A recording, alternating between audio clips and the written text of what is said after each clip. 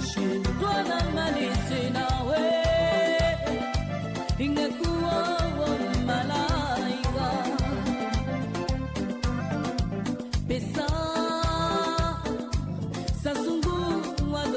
cannot speak to his authenticity. Representative Romeo Queer. I'd like to say good morning to all of you. Thanks for joining us. Today is the beginning of another week. It seemed very wonderful. Good morning across Liberia to our brothers and sisters, our fathers and mothers, our wives and their husbands listening to us. We'd like to say good morning to all of you. Tell somebody it is Monday morning again and the OK Morning Rush is on. Tell somebody where Liberia conversation starts in the morning is on. Tune in, keep quiet, PO7, listen more. My name is Piso. Today is the 23rd of March. We're gradually moving up to April. A post-Ramadan treat to our brothers and sisters from the Muslim community. Thanks for everything through the course of the Ramadan. You pray for peace, prosperity, tranquility, peaceful coexistence, and all the good things for Liberia. We are here. And so that is it. It's good to be back with another edition of the show. Coming up shortly, we'll take our break, join our sponsors, make some money, then we can come back here. You know we never lied to you before. When I told you last week we were sending a team to Lofa, I was serious. So our news director Trukon Wepo and his senior colleague Julius J went to Lofa. They're back on base. Trukon will be here 7:30 to give us first hand. We want to know the different perspectives from the citizens. What did they see? Where did they go? A crack team. Trukon will be here. It will take us up to 8 o'clock. Emmanuel Khan Robertson is responsible for instructions at the Monrovia Consolidated School System. He will be here 8 o'clock. It will take us up to 9 at Tony at Law Anthony Stevens. A senior fellow at New Narratives will be here. They've done an article on trafficking in Liberia and the import. We will talk about it. And that's going to be the shape today. Let's take a break. We'll be right back here. But remember, the beauty of life is not whether you are happy or how others can always be happy because of you. Reach out. We're coming back.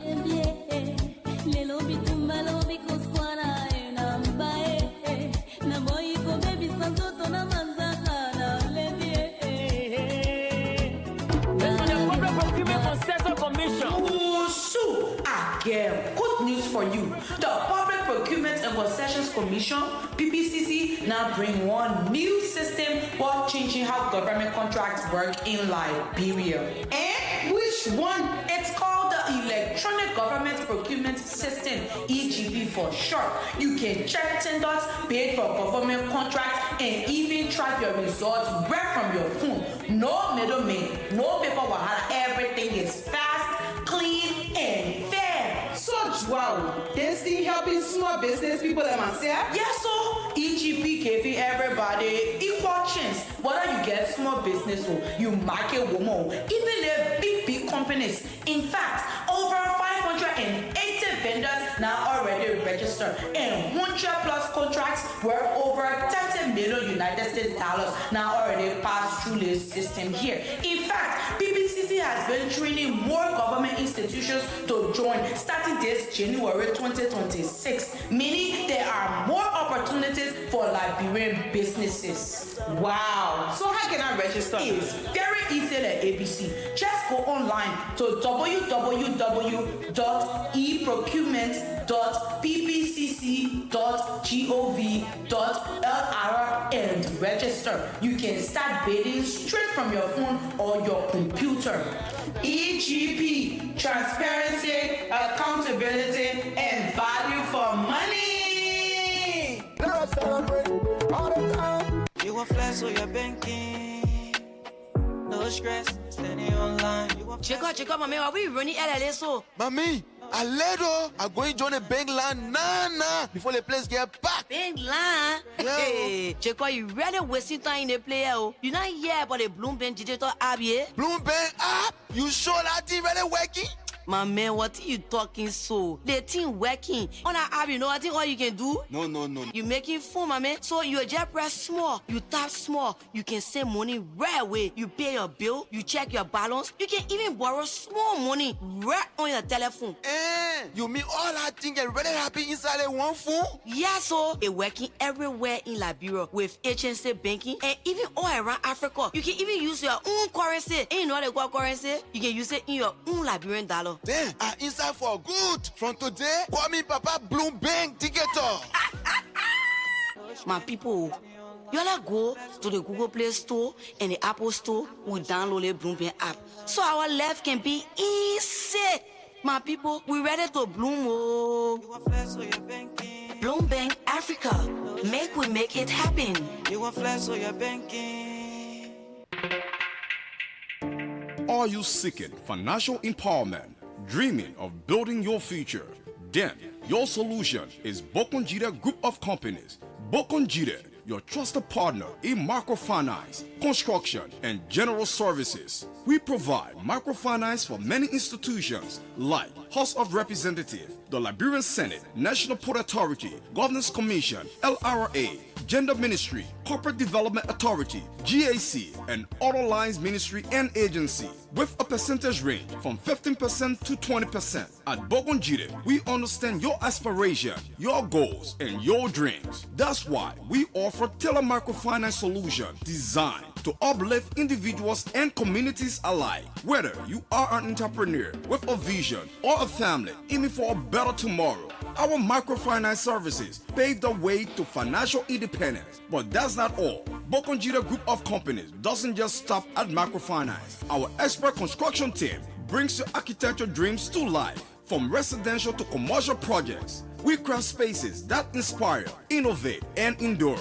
And when it comes to general services, Boonja is your one-stop destination. From facility management to logistics, we ensure seamless operation every step of the way. With our apartment rental and furnished apartment for long and short-term stay, you will enjoy the luxury of comfort. Join the thousands who have entrusted their dreams to Boonja. Experience unmatched professionalism, dedication, and integrity. With Boonja Group of Companies, your success is not just a goal, it's our mission. Visit our Capitol Building office or find us in the Royal Garden Plaza on Crown Hill Broad Street, or call today 0770-520-958 or 0777-017-603 or 0886-622-599 or email Boonja Group of Companies at gmail.com. Boonja Group of Companies, microfinance, construction, general services, your partner in progress. New day, do something.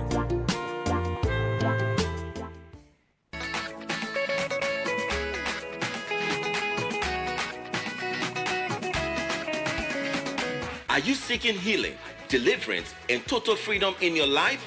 Then get ready for a powerful move of God. The City of Light Church of God proudly presents Total Freedom Crusade 2026, a life-changing revival where the power of God will set people free. Hosted by Bishop and Reverend Mother John Kunkun, senior pastors of City of Light Church of God. Guest ministers, Prophet Favor A. Coke from the City of Light in the United States of America, and Prophet Emmanuel Cabo from Freetown, Sierra Leone. Mark the date, March 23rd to March 27, 2026.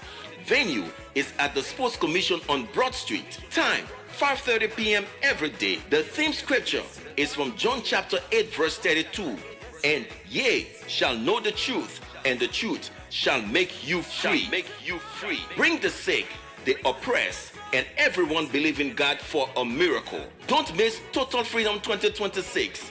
Your moment for healing, deliverance, and total freedom in Christ. We are brave. We are passionate. Hey, Tanu, I need cash and there is no ATM around here. Really?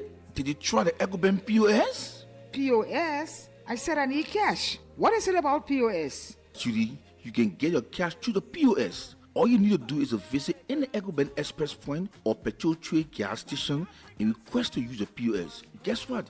It can also take other bank cards. Oh, widow, you mean cards from banks overseas too? Yes, it should just be your Visa card. Wow, great. So when there is no ATM around me, I will just use the POS to get my money fast.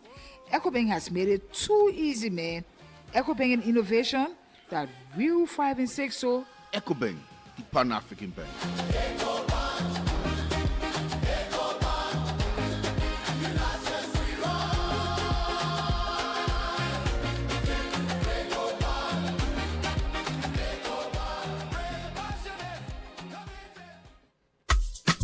I say, my people, First National Savings and Loans Liberia not do it again. Oh, I say, my people, y'all listen. First National Savings and Loan Liberia not do it again. Oh, but when I come, why you shouting all around the place like you not found bank manager well so? Namo, even if I found bank manager well, I would be very happy. Like how now? Because all the things that the First National Savings and Loans Liberia doing, it will really take away our stress. In what way? It will take away your stress. Look, Namo, if you're looking for a good place to save your money you suffer for, or you want your money to receive good interest over a period of time, then go to the First National Savings and Loans Liberia. At First National Savings and Loans Liberia, you can open savings account, current account, church savings, Susu savings, and mobile banking. You will get account SMS alerts right away, meaning as soon as you save the money, you will get message on your phone right away that you not save the money. So Goku, the way you not do all the fancy then so what should do now if I want to open my own account? Namo, when it comes to opening a saving account for church, school, and organization, you can call them and they can open the account for you right to your own house, school, church, or organization. If you want to pay your children's school fees, you can also do it when you call them too. Try to join them to make things easy for yourself. I really amazing good in you. Also, First National Savings and Loans Liberia can offer you different ways to do what the poor people call fixed deposit, or to keep your money starting from 13% per annual, meaning per year for Liberian dollars deposit, and 10.25% per annual, meaning also per year for United States dollars deposit for what the poor people call fixed deposit. First National Savings and Loans Liberia. We are located on 10th Street, Sinker. Better still, you can call us on 0779 206 231 or 0886 027 466, and we will come to you. First National Savings and Loan Liberia is a microfinance deposit taking institution. At First National Savings and Loans Liberia, we put you and your business first.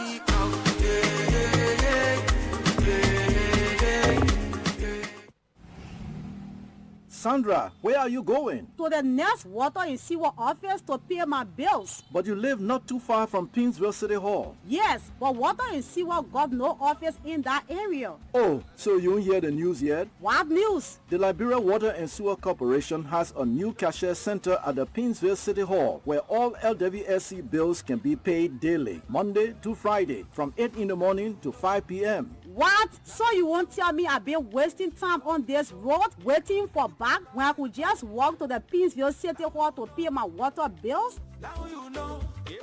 Enjoy improved, efficient, and convenient financial services at the new LWSC Cashier Center, recently opened at the Pinsville City Hall for our value customers, mainly people living in the vicinity. For more information, call 0777-464-171, 0886-616-767, 0886-617-200, or our orange call-free number, 5972.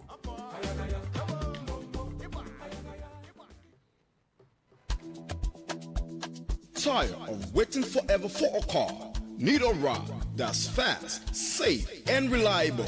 Say hello to NASA Ride, the smarter way to move around Monrovia. With NASA Ride, you are just one tap away from comfort. If it's work, school, or a night out with friends, go for NASA Ride. Our drivers are trusted, our fares are fair, and your safety comes first. NASA Ride makes my life easier. No stress, no hustle, just ride and relax. car rental, pick and drop, airport transfer, luxury ride, 24/7 services, daily and hourly rental. Nasara, located 3rd Street in Cinco, adjacent Telecel, Liberia. Call 0773-882-264 or 0887-221-196. Download Nasara app on Google Play Store or Apple Store. Book in seconds and enjoy the ride you deserve. Remember, wherever you are going, Nasara takes you there. Nasara, your city, your ride. Nasara, fast, reliable, and safe.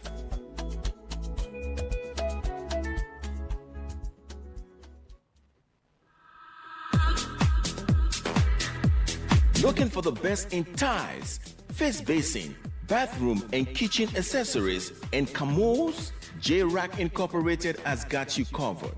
We are located on 16th Street in Cinco, Monrovia, and a branch in Caldwell, right by Cape of Funeral Parlor. Jacuzzi top for 8 to 12 persons, all from Twyford and Francia brand. Quality, you can tell. Paints of all kinds, freezers, big and small, electronics and more. We have it all. Call JRock Incorporated today. 0886-628-218, 0770-628-128. Don't delay. We are just a call away. JRock Incorporated, your home, our passion.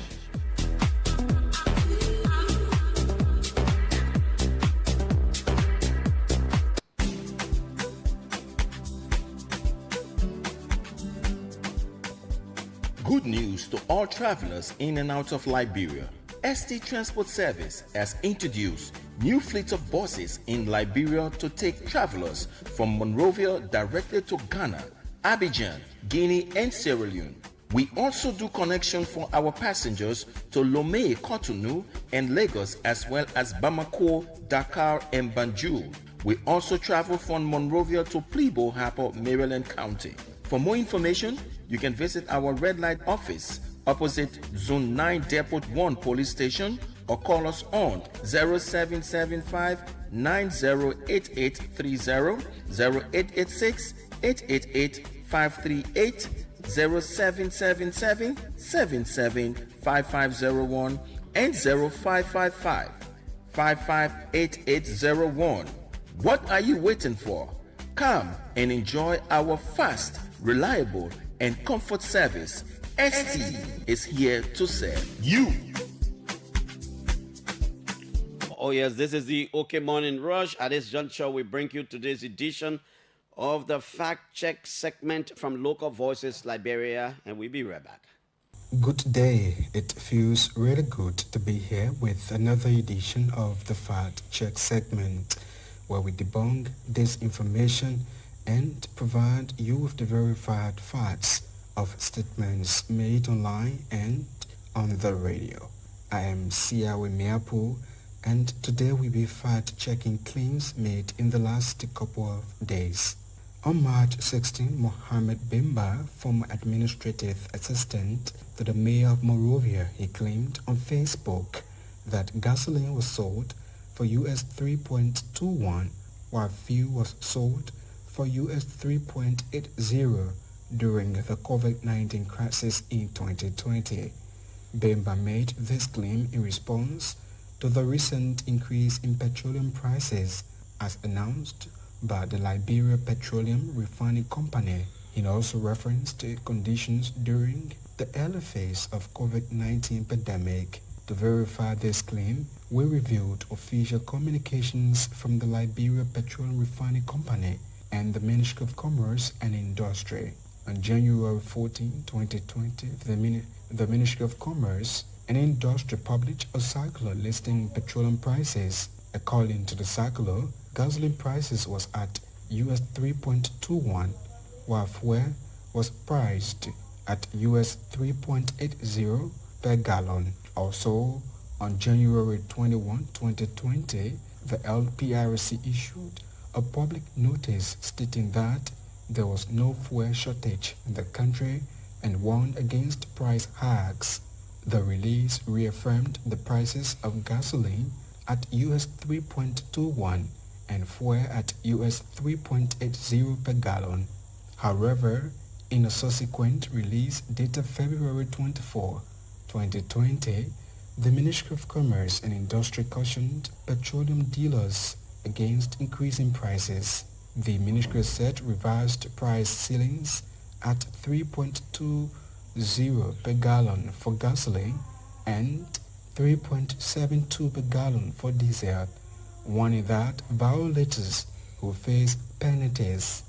Based on the research conducted, we conclude that Bemba's claim is mostly correct. Official records confirm that gasoline and fuel were indeed priced at US 3.21 and US 3.80 per gallon respectively in January 2020, around the onset of the COVID-19 crisis.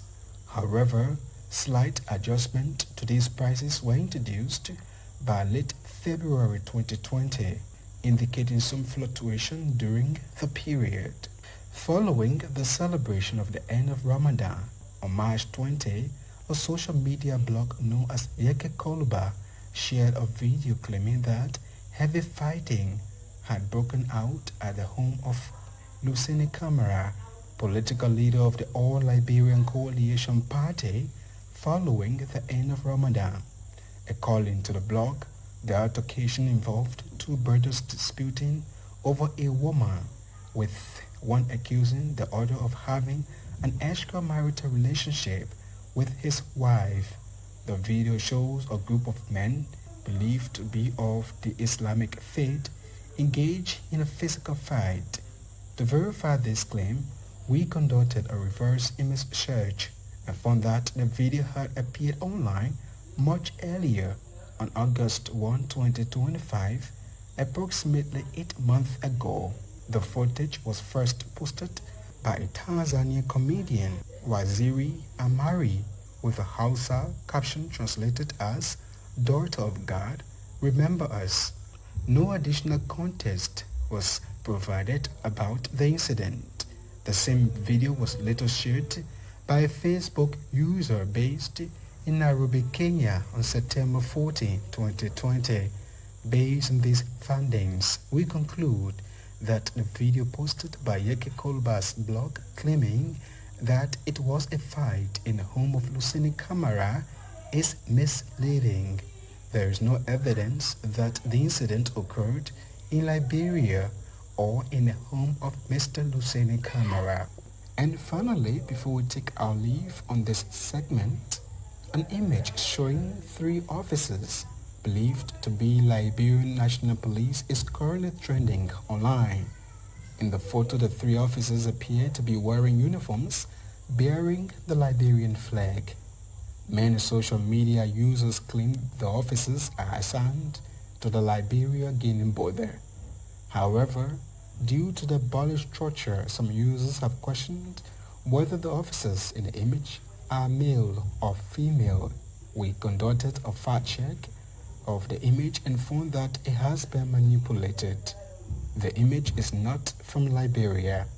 While the circulating version shows officers with the Liberian flag on their uniforms, the original image contains 3 white men with no flag or national badge displayed.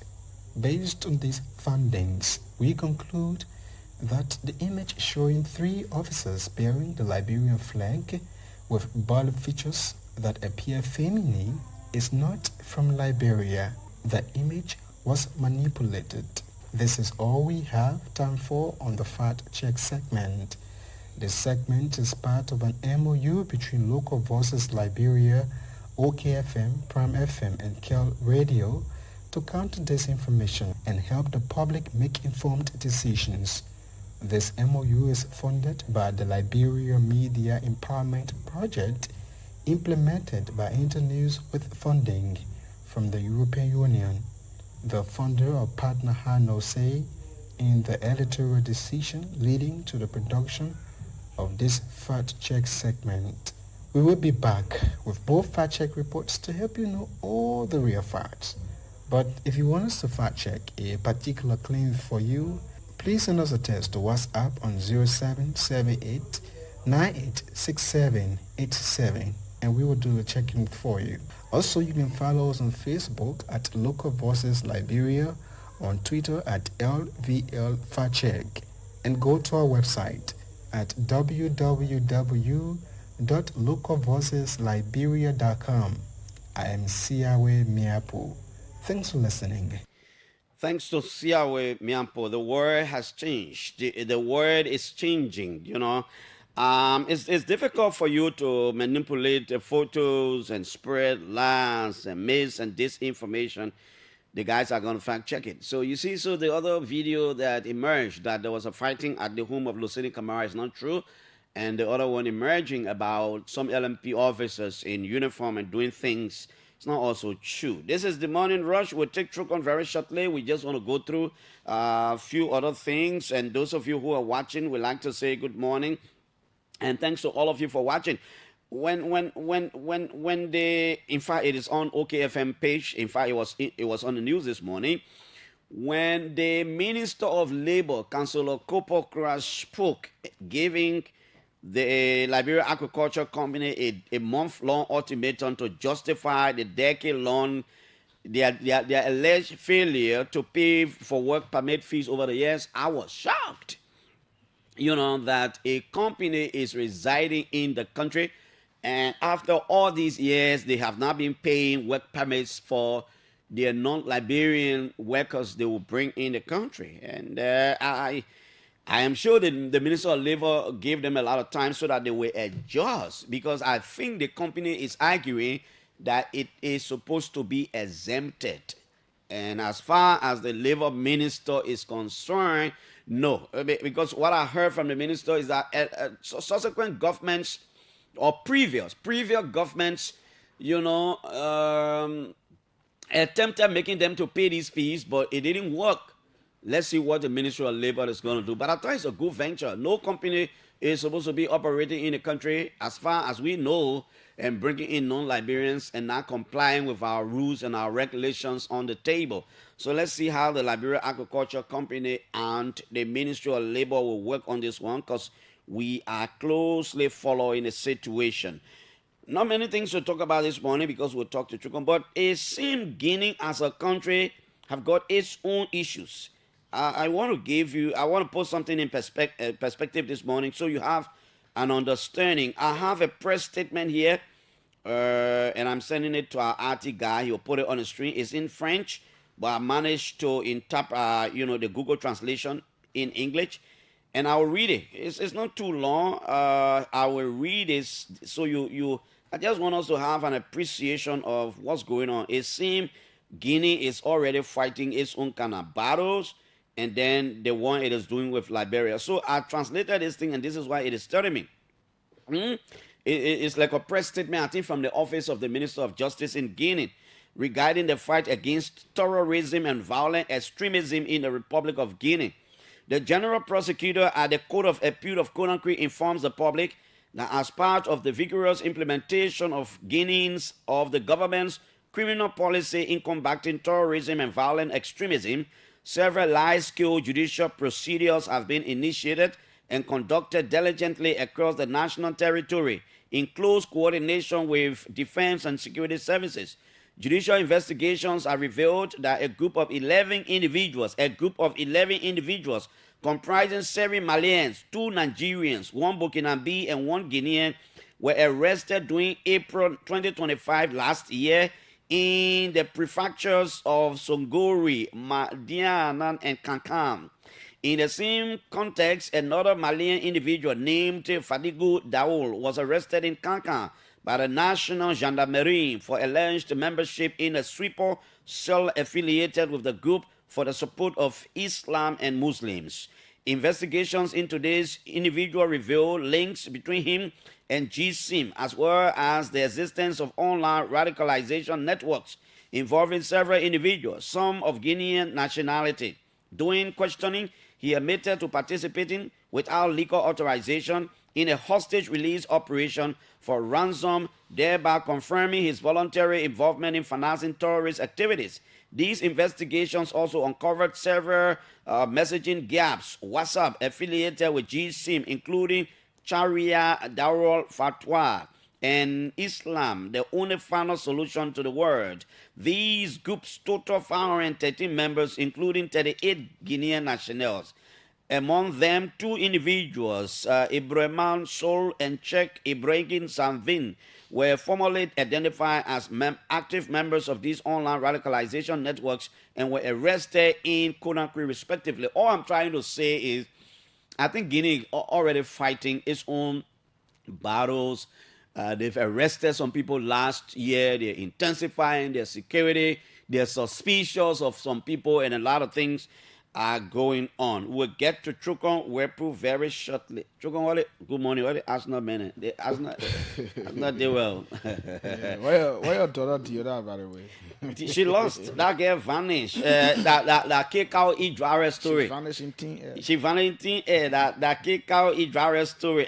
By the way, I'm not too good in the sports team, but I think the appeals board of the African football ruling body, the Confederation of African Football, on March 7th this year, they overturned the outcome of the 2025 Africa Cup of Nations final. And of course, Senegal is saying there were corruption in it. I think they have taken an appeal to what they call the Code of Arbitration. Yeah, sure. And let's see how it works. But before we go there, ahead of the Liberia Football Association elections in this country, it seems FIFA is raising some issue. I'm not too very good with football, but I think I have something in my hand that I will read. I think FIFA shining their eyes here and putting us under the impression that it will can handle our own issues. They say, what situation of the Liberian Football Association. Dear General Secretary, we refer to your communication. The Secretary General for LFA probably wrote a letter. We refer to your communication dated 12 March 2026 informing us that the Liberia Football Association has received a legal petition filed before a lower court of the Republic of Liberia by Mr. Kasser Kou, president of FC Fasel, a member of the LFA, seeking inter alia an injunction against the upcoming LFA election scheduled for April 18, 2026, as well as a declaratory judgment. At the onset, we wish to emphasize that FIFA fully rejects the authority of national courts and the applicable legal framework of each country. The purpose of this correspondence is therefore not to interfere with any judicial proceedings, but rather to clarify the regulatory framework governing football. In this respect, football in Liberia is organized and administered by the LFA, which operates as the national governing body under the Liberian law and forms part of the international football structure governed by FIFA. As a FIFA member association, the LFA is required to conduct its affairs in accordance with the obligations arising from the FIFA statuses. Against this background, we would like to recall the general principle contained in the FIFA statuses 2014 edition, according to which recourse to ordinary courts of law, including for provisional measures, is prohibited unless specifically provided for in the FIFA regulations or unless binding legal provisions specifically provide for or stipulate such recourse, and that the relevant disputes must instead be submitted to an arbitration tribunal. Furthermore, we would also like to draw your attention to the corresponding provisions contained in the LFA statuses 2018 edition. In particular, Article 18.3, it says J and 19 of the LFA status require members to adopt a statutory clause specifying that any dispute requiring arbitration and relating to the statuses, regulations, directives, and decisions of FIFA, CAF, WAFU, or the LFA shall come solely under the jurisdiction of the appropriate arbitration tribunal. Any recourse to ordinary courts is strictly prohibited, and any breach of this obligation may result in the sanctions provided for by the LFA status. It's a long communication. I don't want to go through about it. Seems, I think they're informing the LFA that, look, you got to be careful. In as much as people may be disenchanted, but going to local court in your country, I think there is a way to settle football issue. I'm not really into football, but I think the Kaseko, the Mustafa Raji, all these people, they got to be very careful. So that Liberian football will not face some kind of FIFA. I don't know how to do it, but FIFA has a judicial balance as well, Clarence. Okay. On our legal, on our jurisprudence as a country, when a case or something happened in Pinsville, you cannot take what happened in Pinsville and bring it to Monrovia City Court. There is already a city court. You mean football? I'm just saying. Oh, okay, yeah. As far, yeah. That is what FIFA That's the is saying judicial over there. process. Yeah. FIFA is telling you that look, we have our structure. We have laws that govern, football. We have different stages of judicial process. Okay. Why leave our process and go to a lower court in your country? I think that's what the press statement is saying over there. So FIFA want everything to be done in the confines of the laws that govern the game. So as you said, we need to bring people who are more into sports. Yeah, we need to bring them. So we need to find some analysts, analyze the letter. So I was also thinking when I saw the letter, I see why Senegal did not go to any court. Maybe you gotta go to the court of you gotta go to court of arbitration. Yeah, so when the court of arbitration takes a decision, that's final, I'm sure. Yeah. From the football perspective. Yeah, from the football perspective. That's exactly what they did with I think Musa Belete's case. Yeah, Musa Belete. He sought appeal at the court. Arbitration. After okay, you're managing football team well in the country. We want FIFA to play some kind of ban or we won't suffer anything. But Chokon, welcome back on base. Welcome back on base from Boonja in Lofa County or from Lofa County. I am told Boonja is a very good place to be. The people are hospitable, very cool. But the weather is unfair to strangers, especially at night. It was good. Is that true? It was good to Julius though. The weather was good to Julius. It was good to Julius, but unfair to you. Yeah, I don't want to go in detail. Julius coming for you 3 o'clock. Julius listening. Julius, you gotta clear your name, you gotta call and clear your name. Go ahead. I didn't know the weather was good to you. Yeah. So how was the trip, by the way, and where did it take you firstly? It was a trip of, misreactions, misemotions, and we first went to the Kwado border region because up there you have a border crossing point with Liberia, almost like a porous border. So what happened was when we got to Lofa County, we got information that what was happening in Soluba was also taking place. There's a place that they call I will get the name of the place, the border crossing point there. So we decided to go there first to ascertain the facts for ourselves before going to Soluba. Soluba is a very hot zone. Yeah, so we went to the Kwado region first. Then after that, we went to Soluba. In that place, Clarence, a lot is happening there. And as we toured Lofa County, we first went to, they call the place Sifudu. It's the last town to a very swampy border crossing point between Liberia and Guinea. Up there, you got somewhere they call Bakedu in Guinea. Yeah, Bakedu. Yes. Then when you cross the border onto the Liberian side, you got the Sifudu. Okay. So, they are interrelated over there. Yeah. You got all the do. Yeah. It's a Mandingo dominant region. So when they say do, it means town. Yeah. Yeah. So okay. You got Sifudu, then you got Bakedu. The Basel man will say bli. But man say ta. Yeah. Mano man say pa. Yeah. So you got a Sifudu on the Liberian side, which is the last town you cross before entering Guinea. And then the first time in Guinea when you cross from Liberia is Bakedu. So over there is absolutely no tension.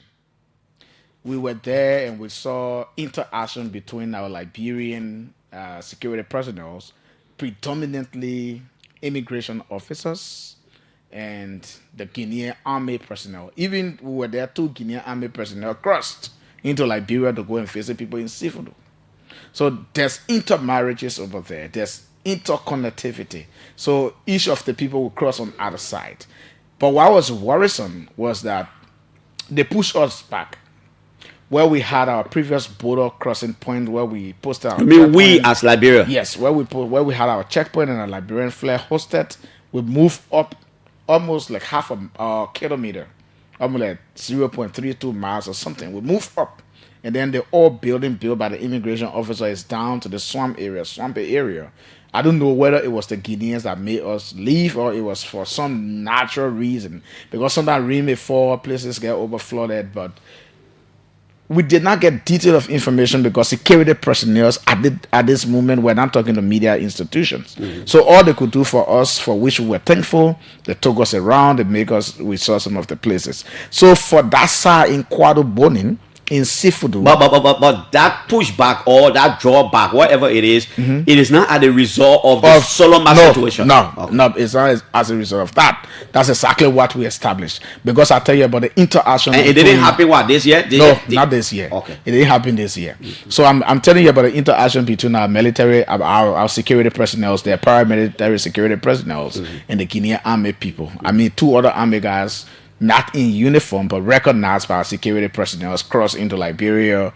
They cracked joke. They spoke French. Our guys were speaking English. They were speaking some broken English. Our guys were speaking. That's what they would do. Even from Tanta Bola, the guys would come. So they went into Seafood to visit their families and friends, and then we watched them cross back to Guinea. So there's cordial relationship over there. Okay. So, but before you go further, that LRS facility that is in the swamp that is no longer used is where our security people used to be. And our flare was hosted. I think they moved a bit up because there's a new facility constructed by the government. But the question I wanted to ask was, so the Guinean authorities are not using our old facility? No, they are not there. Okay. They did not even cross to our place. Okay. So over there's no river, but there's a swamp that borders Liberia and Guinea. Okay. So they're on the other side. If you enter Bakidu, you see they are posted there on their side of the border. Okay. And then here in Liberia, in Sifudu area, we are posted as well. But we have a new building. We have a new immigration structure that's hosting our guys much bigger. I think they have sleeping place there and so on and so forth. But the most terrible thing about that border crossing point is, Clarence, we do not have the presence of a Liberian network. A Liberian network? From any of our telecommunications companies. And that raised a lot of. So even the immigration security people have to use Guinean network? Guinean network. We ourselves, as soon as we enter Sifudu or the Quadro, certain part of the Quadro region, we're already welcome to Guinea. We're roaming. So at that point in time, if you call us on our Liberian number like that, you wouldn't get us. So Lone Star was saying message, welcome to Guinea, when we were still around the Liberian corridor. So that is a major security threat. We cannot have our security officers posted and they cannot communicate using Liberian telecommunications network. So I saw that as a major security barrier that we need to address as a country. And that is not just happening to that border crossing point alone. Sodoma, which is the hot spot, is another place of concern. Our paramilitary officers are there confronting the Guineans who are also there and trying to come further into Liberia, and then we do not have the presence of either Orange or Lone Star Cell MTN. They are using Guinean network to communicate here in Liberia, which is risky. They could trace your calls, they could listen to the messages you are pushing. So we end up in Solomba, because Solomba is the hot point. We got there. It was a very long journey, but we have to take it risky a bit. Yes, we had to go because we needed to come back to Monrovia, and people trust OKFM to provide the real information. In spite of all the different videos and pictures and everything we've been seeing, we took upon ourselves. We went there thanks to the management. I mean, you and the rest of the team will help us to get to where we went, over the weekend. So we are in Solomba, and then I remember that I went there before, but I could not remember the name of the place. What I remember was the Makona River, because there was a farmer network, the cooperative called the Makona Farmer Cooperative, and the Ministry of Agriculture was working with them to cultivate some 100 acres of land to make, rice, to produce rice and sugar cane. So I know that we went there 2024. While I was there 2024, we went to the Makona crossing point, and I saw the Guinean army personnel were posted across the river to the Makona area. And then in Liberia, we had our security personnel with a checkpoint and everything, and there was cordiality.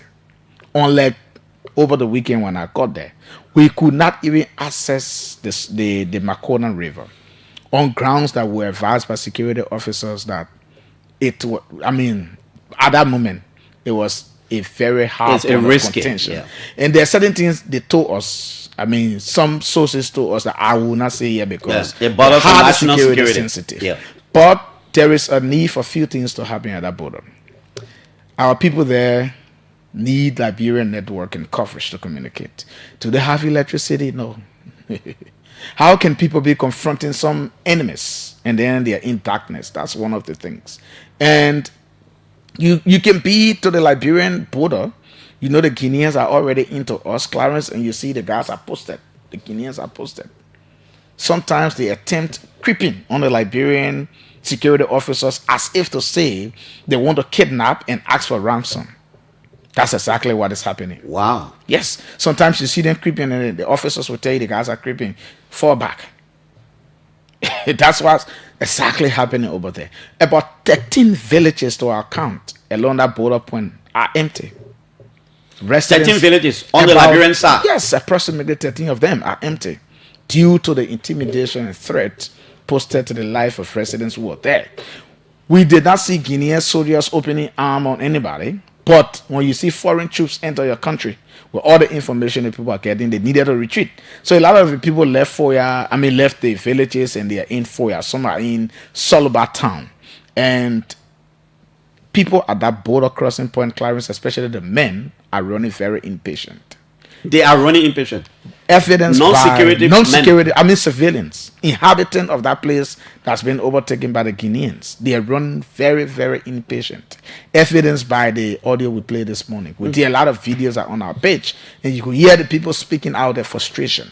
Men are moving away. I heard one other man say if it continues, he will take children, he will go to the president's house. Yes. To go live Another person said that. He said he will go to, what's the place name? He will go to the Wasonga. Wasonga. He will go to Wasonga, yeah. Wasonga is not far from them. He will go there, he will live. The president has a house there, he will live. And then there's another particular man who's a hunter who told us that, look, if this thing continues in a week, we'll have to defend ourselves. Imagine if a hunter tell you that we have a group of hunters that are ready to defend. They understand the forest, they know the forest region well. So as at the time you and Julius left, the Guinean soldiers are still on our soil. They're still on our soil as we speak. I spoke with one journalist. There are civilian people there too. Meaning their LIS and they brought at some point they brought their immigration. They brought their immigration. There's also military men. There's also military men now at the borders. Now, and our side of the border is being manned by paramilitary personnel. Yeah, I know. It's a disproportionate force. I know. What did you people hear that is responsible for what's going on? I know multiple sources said different Clarence, things. When this thing started, we heard about sand money in the Maconan River.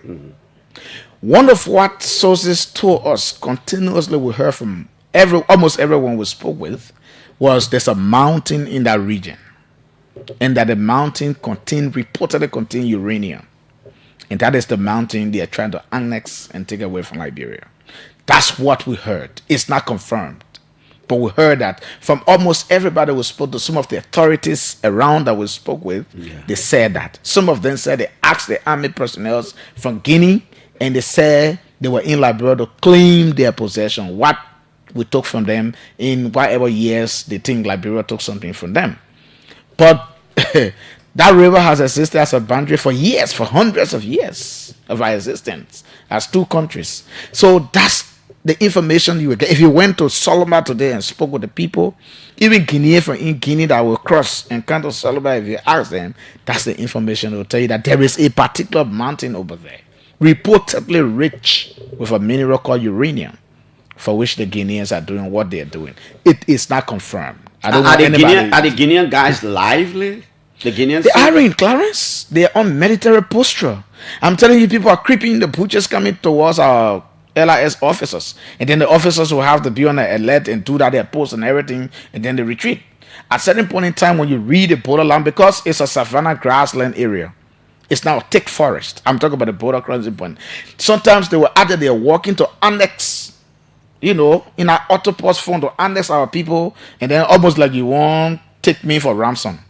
That's how they want to do. So when the guys read and walk in, our personnel will have to. What did you hear from the local people? Are the military guys from Guinea speaking the Kisi? Are they Kisi? They're speaking more French. More French. But what is happening over there, Clarence, is interesting. That some of the locals told us that people from there have their families on the Liberian side. Don't be surprised. Some are speaking Kisi to them, but when they are into that the military thing, they will speak the French. And our Liberians there do not understand the French. As you were talking about the communication stuff, there was a time the Liberia Telecommunication Authority was installing these communication stuff in some places. I'm wondering why didn't they think like that? I'm also thinking now about even the Liberian border area with Ivory Coast and all other places. Yeah, all other places. Because like you said, it's a serious national security issue. If I will have to, if I go to Solomba, regardless of the conflict, let's assume everything was settled, and if I will have to communicate only using Guinean network, there are ways people can track calls by telecommunication companies, and a lot of things can happen. Especially in these kind of a time. I hope the government will be sensitive. In this kind of a time, it's terrible for us. The entire Solomba region, Clarence, and villages along the people do not use Liberian SIM cards. They don't. They use Guinean Even SIM cards. our Liberian people. Because we went there, everything went off. We could not access either Orange or Lone Star Cell MTN. Is the Inspector General of Police still on ASA? No, I don't think Gregory is there. I mean, he's not there any longer. We were going when he was coming on Friday. Is the police and the LIS posted to the main border? Not only LIS officers we saw. So it means the LIS officers are mixed with the Guinean soldiers there. They are the first line of defense for the country now as we speak to that Solomba. But they are long-range carrying officers. The LIS? Yes, they are carrying guns. I can confirm that. That is why the Guineans have not come any further. Because at a certain point in time, we were there and funny, Julius wanted to run. The cars were attempting to come. Julius, you want the money? The cars were attempting to come, and then the cars told us a fallback. And they were telling us some people were telling us what not the officers telling us. Yeah, but some people around say what we were telling you, the people can creep the people coming. You see our officer then posting. So we saw people like trying to. But you guys should have posted too, man. What's the fear? We did. What's the fear? I did. Only Julius was running. But it's a whole serious situation, Clarence. Yeah, it is. And terrorists, even at the how long is it from Foya Town itself? 30-45 minutes. Oh, it's a distance. Yeah, 30-45 minute drive. You're there. Oh no, it's a good road. They have a very good road. Yeah. Now, were you guys there when Speaker Richard Kuhn and the Deputy Speaker and all these people went there? So we missed out on them on grounds that we had to go to Fusidu first. Fusidu first. Julia, hold on. Julia want to clear his name. Hello, Julius. Yes, good morning, Clarence, and good morning to the public. What happened? You want to clear your name? No, I just to add up to the. Yeah, Julia, about two things the man said. The man said the weather in Vanjema is unfair to strangers at night, but it wasn't unfair to you. Secondly, the man is saying, my man, you quite wrong. By the time the Guinean army told you were running, he the one was encouraging you. No, that is not true. So at the Solomba border, you will never talk about that part. I have been in similar situations before. So whenever I get to places, I observe and know where to send. They were sending on the main road, and I stood around the officers when the Guineans were attempting to come, you were running. Of fire. So while having conversations, a Guinean soldier attempted creeping on the LIS officers. Yeah, it's serious. Yeah. So almost like you want to kidnap somebody for ransom. And I was already in a position that was out of the line of fire. Baku! They were already in a position. But Julia, so you guys did not hear any story about same money or money of any mineral over there by any. We saw some of the sand, but this is highly placed intelligence. There are two key things that have to go out to the public. One, the intelligence from the highly placed security sources at the border is that the Guineans believe that mountain, we have a video of it that Choko will kind of post. They believe that mountain is rich with uranium. So everything that is happening along that border is targeting that mountain. Okay. Because it is entirely on the side of Liberia across the... the river passes near the mountain, so it's on our side. Wow. That's one. Two, the other intelligence that our people have is because the guys are finding it difficult, they are trying to... What they do with this Sierra Leonean soldiers to Mhm. capture. To capture and ask for ransom. They're trying to capture. That's some why of they our keep men. creeping. Yes, that's why they keep They creeping. want to You see capture them some of our creeping people and carry them to Conakry Conakry use and ask them for ransom. as ransom in a conversation. For the mountain. So that when our government goes by and say, give us our people, they will say, but they give us Give our us the people, man." mountain. That is the intelligence that the officers have there. And we have to be very clear that our people need military backup. They need. That was the next point that was coming to. Outclass. They said the guys are having heavy machine guns in that place. They have snap Serious. They snap guns and all, mountain. Senior military sources continue to confirm to me that there is I don't want to use the word presence, but there is a military.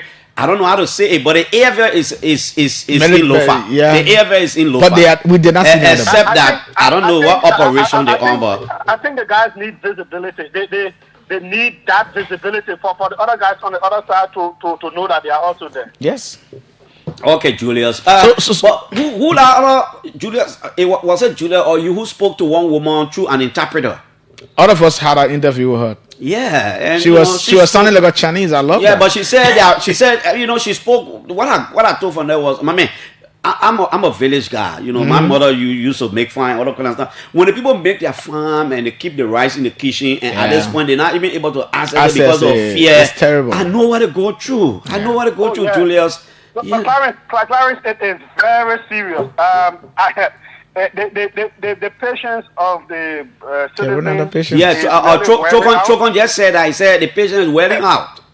Apart from the interviews, we know what we heard from Foya all the way to Solomba, the youth, and those men. It is very serious. The patience has kind of worn out. They were not even impressed with the meeting. The lawmakers went there and all that stuff. Yeah, we'll talk about that part as well. They won't hear from their president. They won't see action from their president. That is something clear. They really want action. Okay.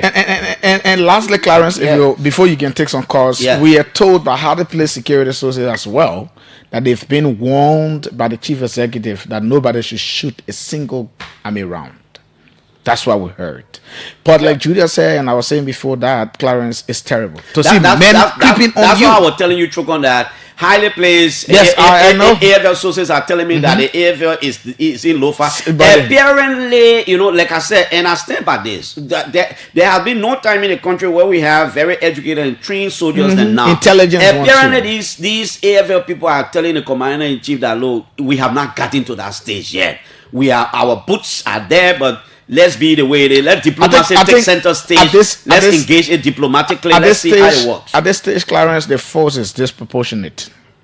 To have our people standing wearing, paramilitary uniform and military guys are creeping on them. I saw that thing and I mean the fear came on. No fear. That only Julia was scared. No, Julia ran. I was afraid, but I was still looking. But Julia was taking cover. The men on this say, Julia, Baba man. So what happened? What happened? Let Julia just conclude. Don't understand conflict reporting. You have to stay in strategic places. Of course, that's just for the fun. Yeah. But okay, Clarence, you could physically see the Guineans coming towards the guys, and the applying, like we got all gathered from the guys, is to what they did to the Sierra Leonean soldiers. Come, grab 10, 15 of our men, take them to Conakry, go for some talks, and then tell them, look, you have to give us something as a ransom before we can release your men. I think that is the point we're reaching to. If it is true, and yes, it is true that we trust the sources, that they're military men, on the back of. But least you also forget. I know that all of us, we are aware that the AFL has a barracks in Boonja. In Boonja. Yeah, the barracks is there. So the guys you can are use sensitive. the barracks rule before going. The military is sensitive. They are following the Fusi. situation. My own kind of thing is tomorrow I will say a lot of things when it comes to providing support for our security people. We need now network. and we need after this thing, service. we need the security sector need to be strengthened. It's not just about the AFL, it's about the police, about the immigration. There are some national security things we can't say because of national security implication. We are not security people, but we have ears. We hear a lot of things, but for the safety and security of the country, we can't say certain things on radio. But Chokon, thank you, man. It was a good. When did you guys leave Lofa? yesterday. And how is the road from Vonjima to Banga? So from Vonjima to Banga,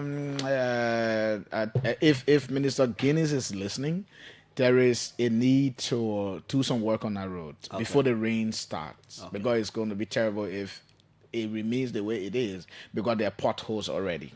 I didn't hear you guys talk about all Wonder Ball. James Colley, our Jim was correspondent. very instrumental. James was very instrumental. He took us into the deepest part of Lofa County. I mean, he was our point guard. He was the one speaking to the elders for us. I call him the Wonder Ball. Yes, he was. He was very instrumental. And some of the analysis James has been writing, Clarence has been true. Apart from some of the reports we're getting. And I want to urge our listeners to follow, to take their time to read between what people are writing and what people are reporting. Because if we're not careful, some kind of information will bound in the town. Boom, like we were coming yesterday, somebody called us, who did not attack the other place. And we did some fast funding, was false. But there were lines, networks and institutions that were posting that their place has been attacked when some of them are not even in Lofa. Exactly. So we need to be very careful. We need to be conflict sensitive when it comes to these kind of a matter. These are terrible top security information that we need to be careful with as media people. I think all the media trainings in the journalism school went to Clarence. One of the things Uncle Frank will always teach us, know how to report when there's conflict. Focus more on your country. Focus more on your country. Report more but about your country. I think about the power vested in me as your boss man and the boss man for Julius. You won't get me. I am now contemplating on. I will have a meeting with both of you and the other guys. I want you guys to station in Lofa for some time. Maybe I will send you back there for a week. I gotta prepare for that. I want particular. I still want some report from you guys. I will reassign you and Julius to Lofa. This time it will be for a week. You're sleeping from your every morning. Julia, the manager talking. But the manager talk. Who will talk inshallah? I beg you, Manager talk. So you talk. Let's get a few calls. Maybe let's get a few calls. Maybe you want to ask Strocon. We'll take Emmanuel Robertson. Robertson, don't worry. We have the luxury of time. 0777-700-99 and 5. 0555-995-995 and 0555-026-995. We are here. You want to ask Strocon a few questions? Ask him. I will reassign the guys. This time it will be for a week, but we'll be seeking support from people because just 2 days the stay over there. Our package here was bossing. The management package was bossing. It's very expensive to get the guys go over there. Hello? Yeah, good morning, brother Piso. How are you? We are good. Okay, this is Abraham Campaign, the national spokesperson for the Liberia Political Situation Movement. Yeah, go ahead. A movement that is fastly growing throughout the Republic of Liberia. Yeah. Even though some of your manager resigning, Johnny resigning. But okay. How can you be faster growing a manager resigning? But okay, let's hear you. No, I didn't call to speak to that, but we'll get to that. Oh, but are you the one? About it, so. You know, I'm the more piece for that institution. I say I'm more people for the people. Go ahead. All right, Piso, let me appreciate the guys who took off time to go to Lofa to investigate the real issues. Like the brother regularly plays it. Some media institutions are running around with false news. I saw that. I think it was yesterday. It was yesterday. I saw that. You can say false news too, because there are different perspectives and different institutions are speaking to different sources. Yeah, but Piso, that news I saw was very scary. Can you imagine the guys posted on their platform saying that a town in Lofa have been captured? They didn't even say a town have been, the guys try attacking the town, but they said that it have been captured by Guinean forces. And they were about to post photos. Up to now, we can't see any pictures. So these news, these are news that when people hear and when it's released to the public, it causes serious fear and panic within the people. Okay. So I think the Ministry of Information need to, carry on some actions against these people who are making the citizens to be afraid. We are all the way in Monrovia, but we are not far from Lofa. If those guys try to come here and invade this country, you know that people from Monrovia, we don't even know where we'll be going. So okay, thank you. Let's take other calls. Hello? Are you okay? Good morning. Good morning, Piso. Good morning. Yeah, I'm Martha Johnson calling from Carver, New Georgia. All right, Ma'am Martha. Let's hear you, man. Yeah, Piso, first of all, say thank you very much. Because we, the mothers of this land, we are worried. I know. At that time, we were children, but now we got our own children. We think Exactly. to culture battle. What will become of us? The future of our children. I'm not sure we even get there. And no, we pray against it. Yeah. The only thing I want to say to our president, please, we beg you, we love you. We love our country also. Please find means so you people can talk this thing over. What belongs to Liberia, let it be for Liberia. What belongs to Guinea, let it be for Guinea. At least the international people come and visit this particular spot they are talking about. Okay, ma. Let's go all, out of the country. Hello?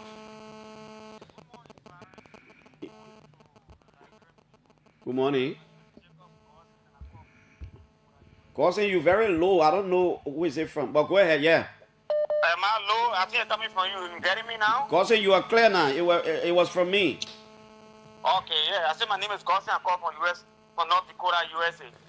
I want to say a very big thank you to the OKF family and thank you to the manager for at least helping us to understand some of the reality that is coming out of Lofa, because I think most time when you see some posts, more especially, and I want to warn my friend and his newspaper, and I don't want to call them up, but I think they have some of the terrible kind of hot news coming out of Lofa. They need to be careful. They not invented the online platform. They need to be very careful. And it is fair enough that we handle this matter with care.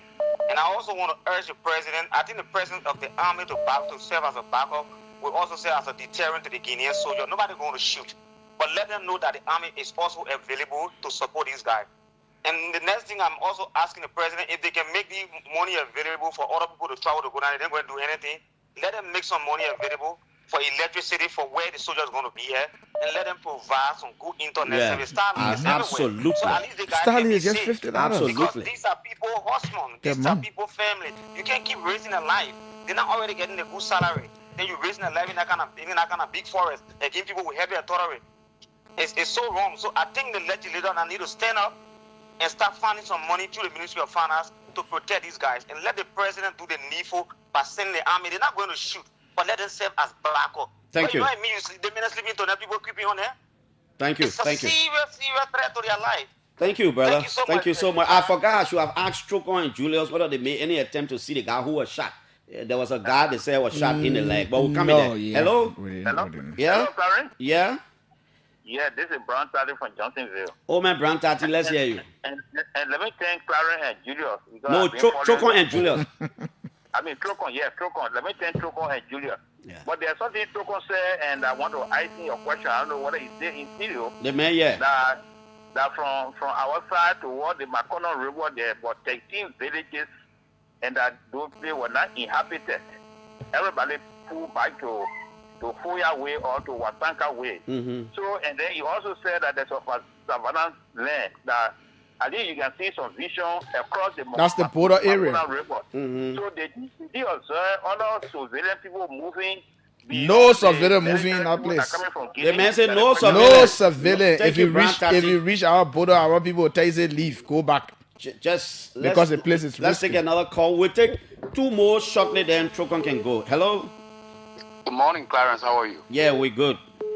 This is Janje Bagben. Yeah, Janje, what's up? Let's hear you. Yeah, thank you so much. Let me say thanks to your leadership at OKFM, at least for providing us first-hand information. Of course, your correspondent will do as well. Yeah. By providing those play-by-play description. But what is more disgusting is Clarence. For our lawmaker who has the responsibility, constitutional responsibility, they saw the president going to Guinea, the president left from Guinea, the next day this guy deployed.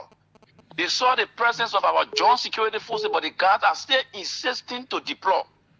What they needed to do was to call a section inviting the joint security forces, inviting the chief of staff, the defense minister, the NSA, inviting them to give them detailed briefing so it can enable them to mandate the president to African Union, to Ecowas, to intervene in this matter. This is not a joke. I think Janje is becoming, it's sensitive to the one. I'm not sure the legislature is supposed to take this day their break. I think they're supposed to remain in section because and follow the situation very. But again, they can be called anytime. They can return anytime. But I think they need to be sensitive.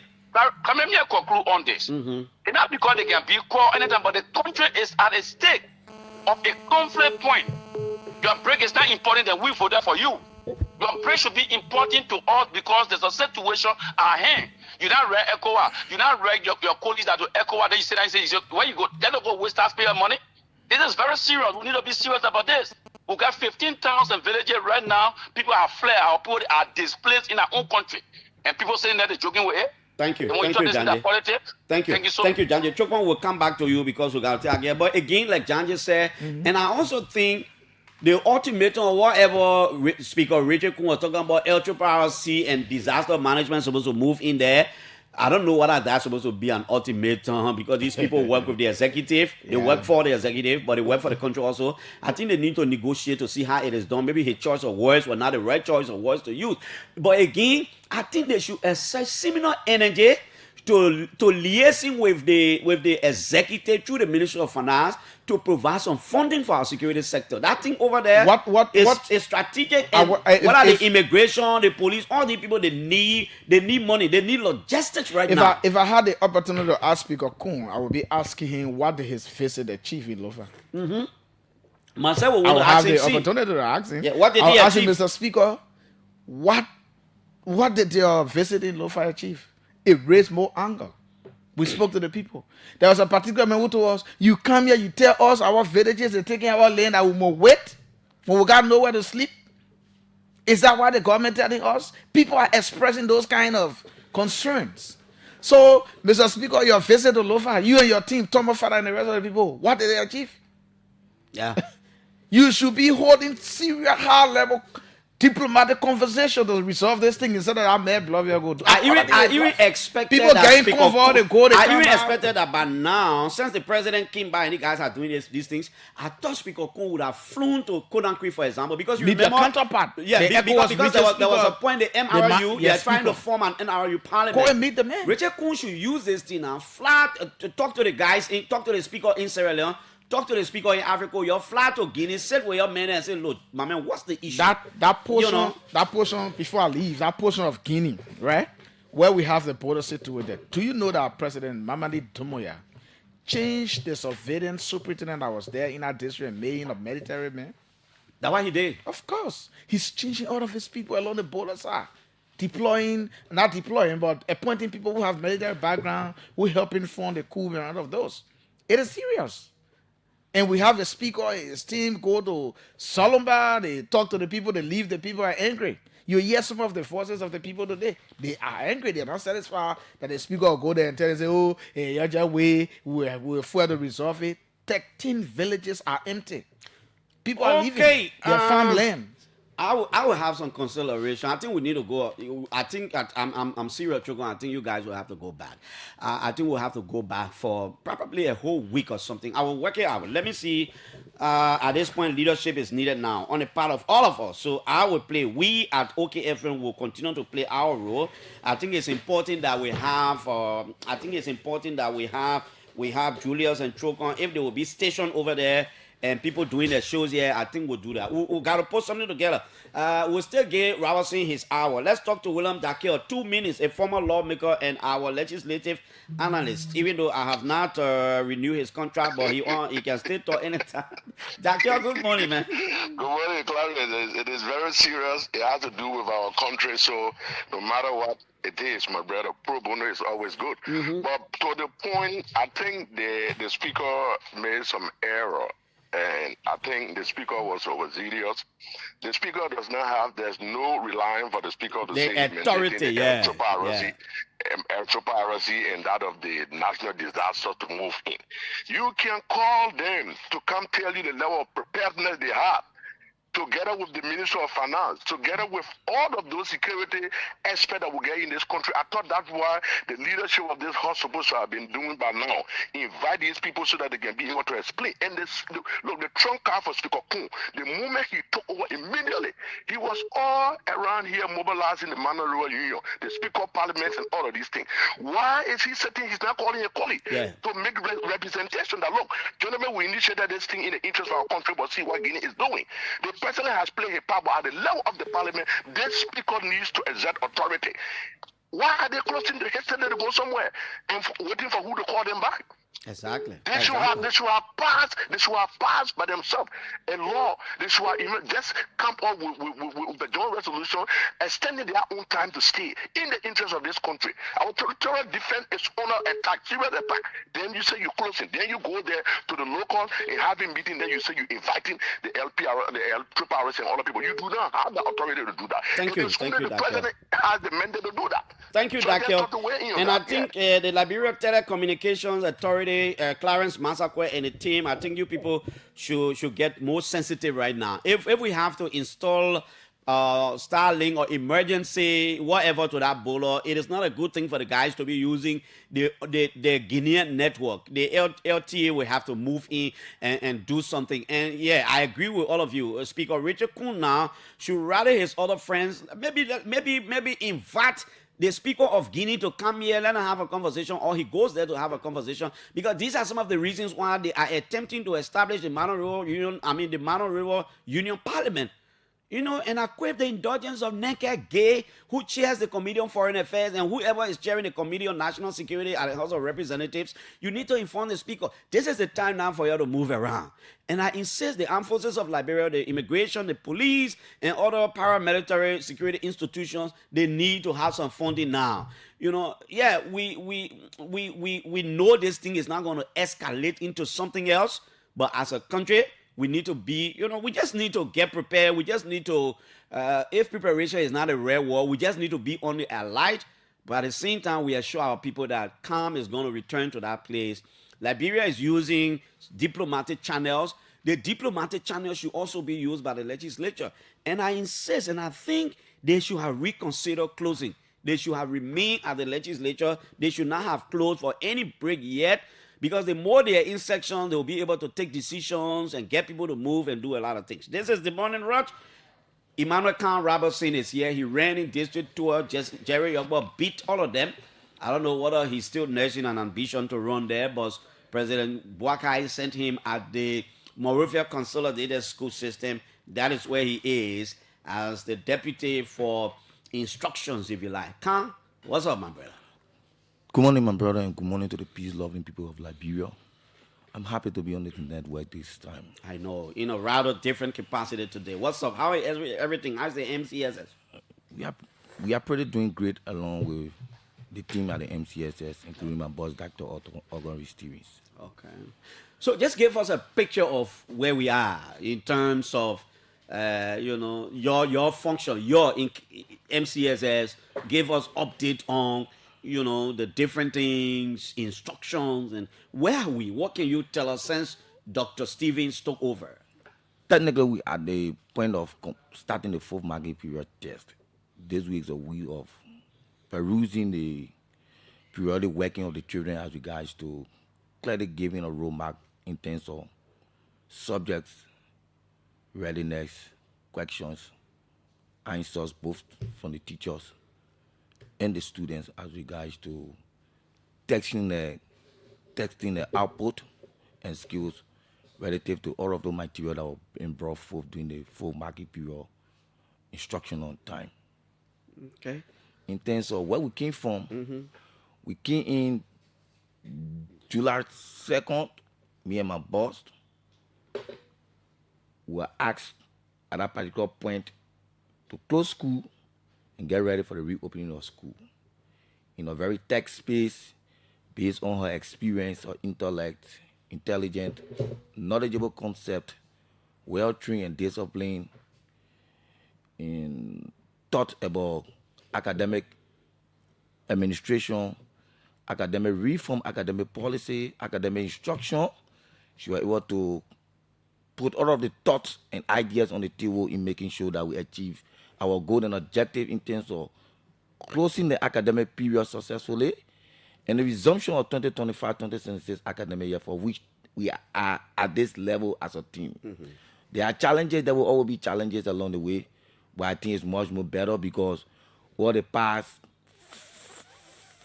after 5 months when we got in, we were able to refurnish, rebrand, restructure, about 4 of our infrastructure within the MCSS system as regards to giving us faith lifts, and it look like an academic environment today. So we are grateful and we're making progress to do more. What are the areas?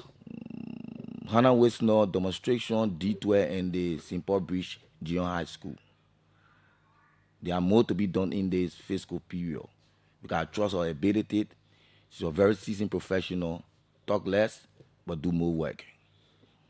It's in terms of capacity building, what does the MCSS do? Is it that institution too that does capacity building for like school principals and all these things? Do you do that? You know, it's an academic institution, so obviously capacity building is very significant because time without number there are reform all across the rest of the world when it comes to instructional planning, instructional management, instructional presentation. So capacity building at all times is very significant for the all living and growth of the institution. So we are very effective and very active in the capacity building aspect, and we try to draw a line and a table looking at using the on the flip side of qualification growth, using the University of Liberia, Cottington Graduate School, AMU Graduate School that offer a master in education in a new planning and new roadmap to make sure that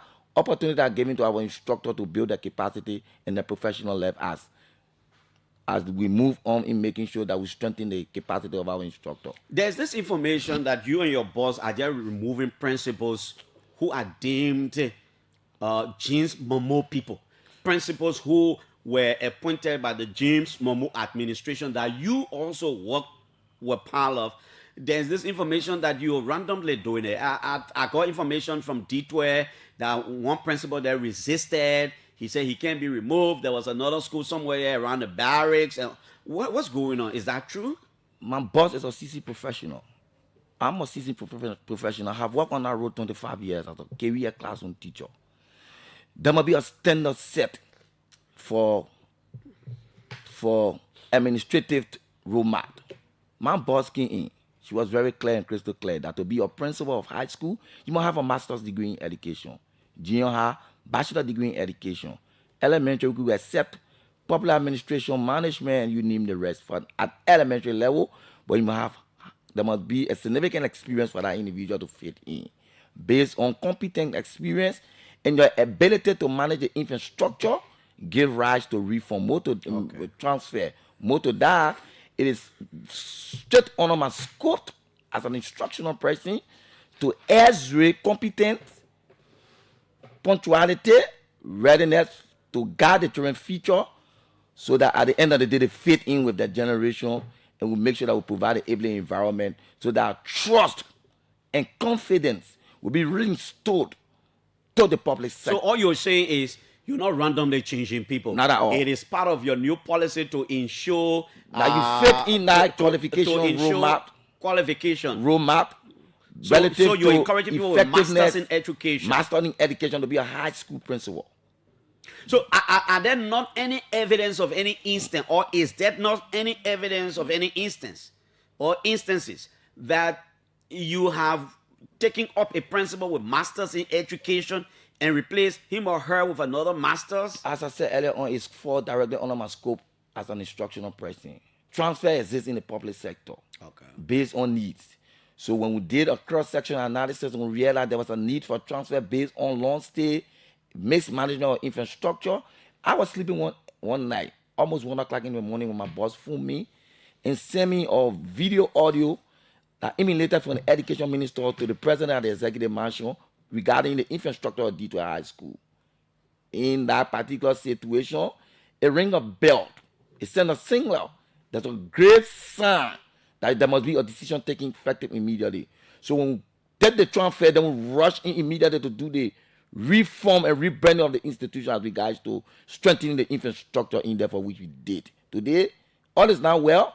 There are challenges, but it's much more better. To the extent that the Ecobank management created a computer lab in there. Only need an instructor to go in and provide the guidance for our students. At the end, by early October, the bank sent delegation to meet my boss. And they were very clear expressing a disappointment.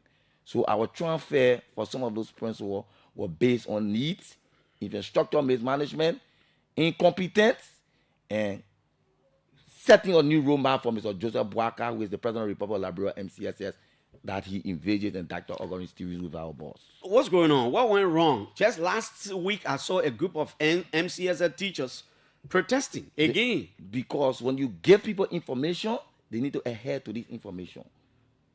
The team at the MCSS, Dr. Ogorin Stephen King, with integrity and moral upright. Very disciplined, as I said, trained and experienced. They have been, because when we got in, we saw 3 group of people. So when she got in, Rousey, because you were there. I got in along with her. She met you. No, Chief. You got in with Momo, James Momo. Don't cut this. No, I'm not cutting you off, but that's the. But everybody in the public listening, that's the honest fact. My infectedness at the MCSS started when she got in. I used to say when we get. Okay, that is reasonable. So you try to say when you were there with Momo, why you used to go to where you and I fed there? I had left. Oh, voluntarily? The board asked me to leave. And I left. Oh, okay. I didn't know that. Yeah. So did you do something? I left. I wrote a communication or complaint. I never came to discuss Mr. Momo. So I want to work on that. No, I know. But every time you're discussing MCSS, don't take yourself from that Momo administration because you were there. We're not discussing Momo. This was not the basis of the conversation. That depth into where we came from to where we but let's get it straight. So I was ineffective. I was ineffective. What her name? Dr. Stevens met you there. Yeah. Let go. But I was ineffective. No problem. Let's move on. So, if that's your word, I'm taking. When we got there, I said we met the closing of school and the reopening of the academic 2025-2026. We saw people being verified in 2024 November by the CSA. They are now on assignment. Okay. We saw people verified. They are on assignment. We saw people that are not verified but very effective and efficient based on result emanating from these principles. So in our wisdom, in our understanding, people verified they were not on assignment. They were on assignment. Others verified they were on assignment. Others are not verified, but they are very effective based on result emanating from our principles. Okay. So based on needs for effectiveness and efficiency in the school system, we realigned, carry on realignment from the instructional standpoint. So at the end, there was a need for re-verification to the extent that we faced the Liberian Senate. I did a representation on behalf of my boss at the time she was in the U.S. And we make the argument very logical to the extent that senators on that fateful day at the hearing that follow us based on presentation, they came up with a resolution writing the Ministry of Finance and Development Planning, Ministry of Education, CSA, MCSS, to do a re-verification for each and every staff that are volunteer. Okay. So that at the end of the day, they will get a clear data for effectiveness and get enrolled onto the government of Liberia payroll. So the letter came on the 23rd of December, instructing us. But we needed to make sure that finances are available for that kind of an initiative. We were knocking the door at the Ministry of Finance and making sure that amounts are available. We did the technical framework as a team, draw down all of the policy in terms of questionnaire and approaches, got representation from every entity that will be involved into the verification. And as we speak, they did not ask the hard questions, but yet they needed to know. So they were briefed as regards to the financial issue that were very sticky in terms of jump start. So now that the finances are ready, the technical team met Friday. And my boss was, I would say this, my boss was a little bit disappointed because she always said there's a need to ask questions on issues that need clarity. And you think these people didn't ask? They did not ask. We went to provide the clarity of let the understood. They understood. But yet, sometimes as we speak, maybe some of them will call. Even last night, some teachers were in my inbox that they will protest this week. So as I speak to you, there is a meeting of some MCSS teachers today. I don't know where they're going to meet. So I'm aware of that.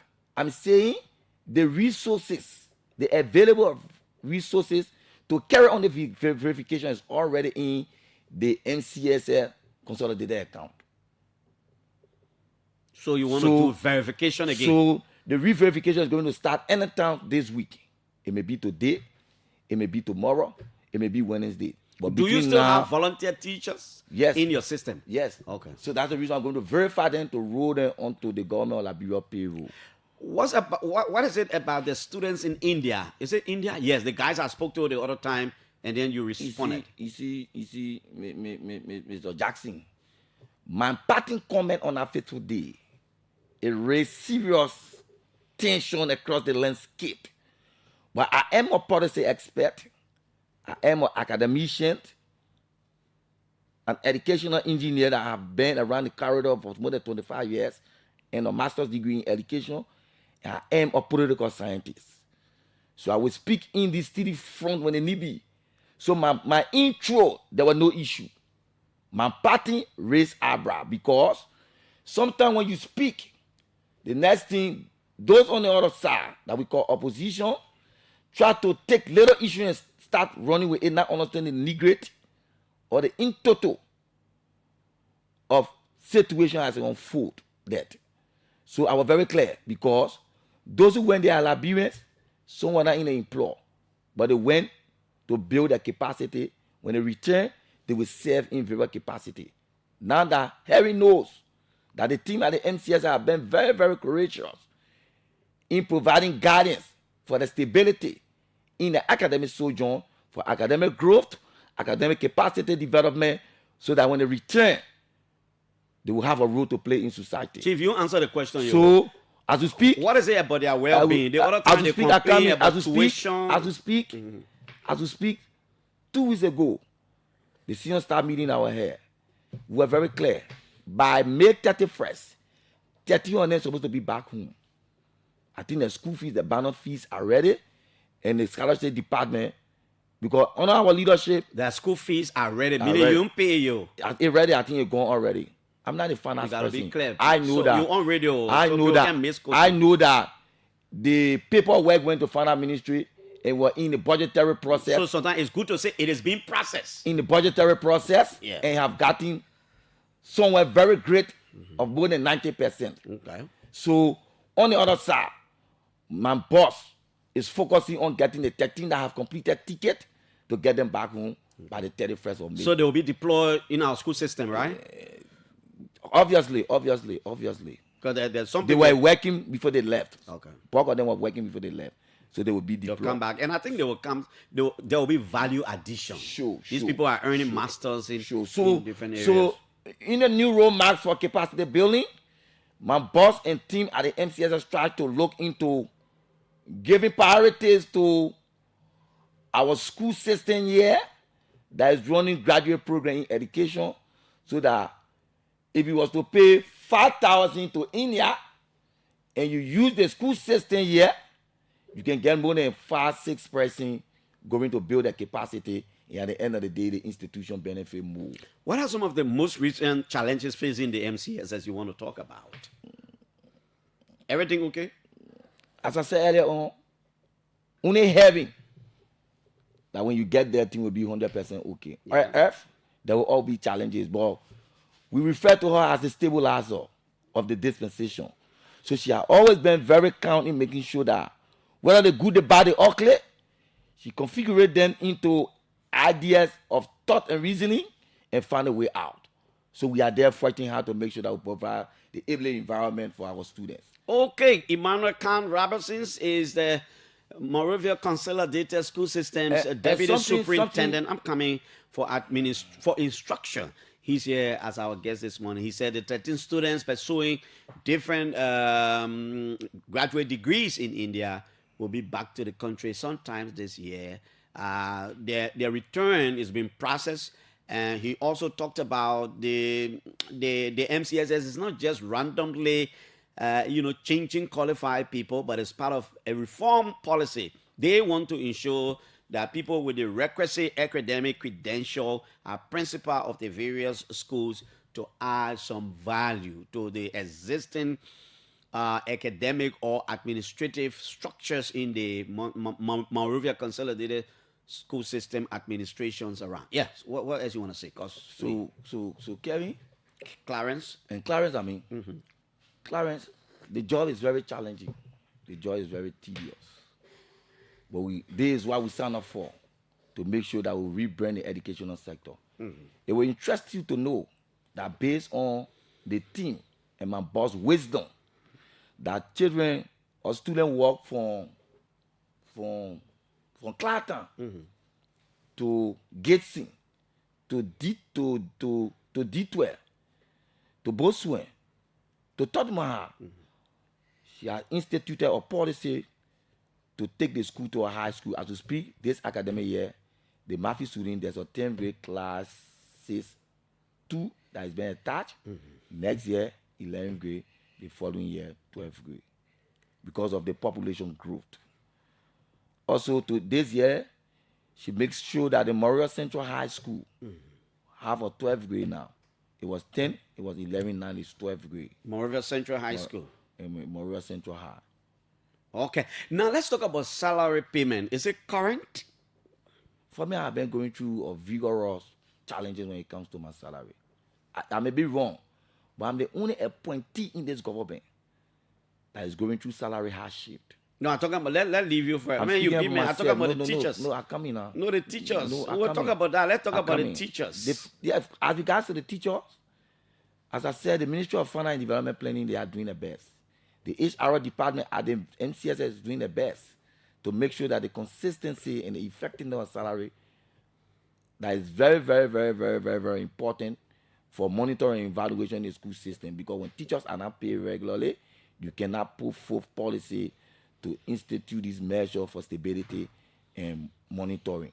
So all hands on deck are doing the best in making sure that the salary rigid instructors are the appropriate. Okay, thank you so much, Mr. Khan Robertson. Let's go to the last line and take some calls. Emmanuel Khan Robertson is the Deputy Superintendent for Instructions at the Monrovia Consolidated School System. But you talk about salary, you System. let me talk about myself. I spoke about the instructor salary. You're not taking pay? You taking pay? No, I come in Clarence. Yeah, what Clarence I said, of all the appointees in government, I'm the only one that is going through vigorous stress and constraint. I have been on pay. My salary is ineffective. The government of Liberia is owing me for 7 months now, as we're speaking. And it's not fair to me as a young man. They owe you 7 months? 7 months. Carrying vote of all, I'm a political man. I am a political man. But they're not supposed to say what you political man. I come in. Vote of all. I say vote of all. I am a political man that ran on the ticket of the Unity Party in district number 12. A very young man. You do not know my interaction with my people. They were celebrating and jubilating based on my inner working with them. Today, I have been marginalized on the fiscal front. The effectiveness of my salary, the Senate asked the CSA to regularize my salary and pay me retroactive. Let me see. They let up from the Senate? Yes. We are written communication to that effect to the Senate protem as regards to since the 23rd of December, they yet to pay my 7 month salary.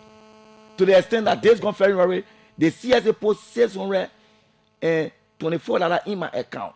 Imagine that. It did not be honest to me. You want to resign? Well, I did. I did nothing wrong. You want to resign? For doing the right thing? Will you resign? Only heavy knows. Only heavy knows. So you just working, you can't get paid? I'm just telling you what I'm going through. Sometimes be patient, very professional in dealing with people. But when the court gets filled, then the public need to understand. The Senate protem, through the Senate Secretary, wrote a communication to the Ministry of Finance, the CSA, and my boss, requesting for the upgradement and adjustment in my salary as a presidential nominee on that fateful day. But I'm told that position is not supposed to be a presidential appointment position. Maybe that's where all the things coming from. The president has a right to take Clarence Jackson, OKFN today, and pull it into the communication bureau at the Ministry of Information based on needs. So the power vested in the president decided to take that position and elevate it up a presidential level. I am not sure. I am not sure at the detriment of the institution, because if the act creating the institution doesn't require the president to appoint certain positions, I don't think it's a good thing. No, every time you hear that it is the prerogative of the president, the frivolous of the law got intent. What rule now? That rule you're working on to question the president appointment to individual on position. But who tell you they can't question the president? I cannot turn the president's decision, but I can question the president. The president is the president of the country. They gave him the opportunity at the presidential level, who am I to reject? Okay. This person said, please ask him if since the inception of this administration, they brought new people in the system. Right now at the Anna, I know that the people sending me that they said, right now at the Anna Wisnet Elementary School, we have 3 new people brought by him. But you hear the man say they're doing reforms. 0777-700-995 and the other numbers. Emmanuel Khan Robertson is here. Man say I'm a political man. Good morning. Good morning. Good morning. Morning, bro. How you doing? I'm good. Let's hear you. Call your name and let's hear you, man. Okay, the name remain Nathaniel P. Johnson. I call it from Lane Street. Mm-hmm. And going to your studio guest over there, I want to ask a few questions. Mm-hmm. My questions have to do with, we Liberians sometimes left. How long the principal been in this institution, and what are the yardsticks he used to change the principle we're talking about? And they send them to civil service and they do the test and they say, but what the yardsticks used to change the principle? Okay, but I thought it meant talk about all the yardsticks. So, hello. Good morning, Clarence. Good morning, sir. Frank Gibson, I call from Paris. Mr. Frank Gibson, let's hear you. Yeah, I will not go back on what you have already passed on. I just wonder, the reason why I call actually is the last statement the gentleman made in studio. Yeah. And the final minister said, over and over, that government, no civil servant. The government employee. This has exposed how Gafon can lie and make study your adults, then you know what to do. Maybe he's taking that lie from Joseph Walker himself. No, Frank Gibson. Frank, sometimes it's good to be courteous. Frank, it's always good to be courteous. That way we can have 1 minute, JRock. That way we can have Frank, you can articulate your view without necessarily. There's a difference between civil servant and appointee. Bossman are coming there. Hello, let's take more calls. Hello. Morning, Clarence. Good morning, sir. Clarence, my name is Charles Robert, and I'm in of Rufio. Yeah, Charles. So, let me say to Frank that Gafwan did not lie. Anyway, but clients have already settled that. Sometimes it's like, client again, you can just pay because I will not pay because if you attempt to be disrespectful to the office of the president, sometimes we can't do that. I'm going to go for years, Clarence. You can't nothing to do with it. I'm going to go for years. But so I say, Gafwan did not lie. In this interview, your guest said he left MCSS. Yeah, he said the boat told him to leave. So that's what. So that's why I come in asking. All that time he left, you're not working. You're not working, so you want pay for that time? Then because he told us you are not working, so how can he be claiming pay now? Now he put on me. You doing Baba. Yeah, but you will answer the man. The man raised issue. You said the boat told you to leave, so you were not working. How then the government owe you? Hello? Yeah, good morning. Yeah, morning. Yeah, thank you, sir, for the show. I'm Alex Ray, and I call you from Central Mobile. Yeah, Alex, go ahead. To the issue that was discussed in Robertson. Yeah. There were many questions that you asked Robertson that Robertson did not answer. As it relates to for example, as it relates to the volunteers, the employment of the volunteers that you are talking about, right? Mm-hmm. Now there are 459 people as PSA executives from the volunteer teachers of MCSS. Mm-hmm. PSA sent a copy to MCSS and that copy. The first batch of people came on November, 208 persons, which they accepted. The second batch came on board in December. Now, the people been taking pay from October, November, December, and January. Robertson went, did a communication to CSA, informing CSA that the second batch that came on board, which is the 261 people, that is not aware of them. So they put hold 261 people and they did not take salary for February. Now, how can you say that you're not aware of these people when you issue the thing, they're feeling the thing, and then they process that thing to CSA and the name came up board, they have a payroll number.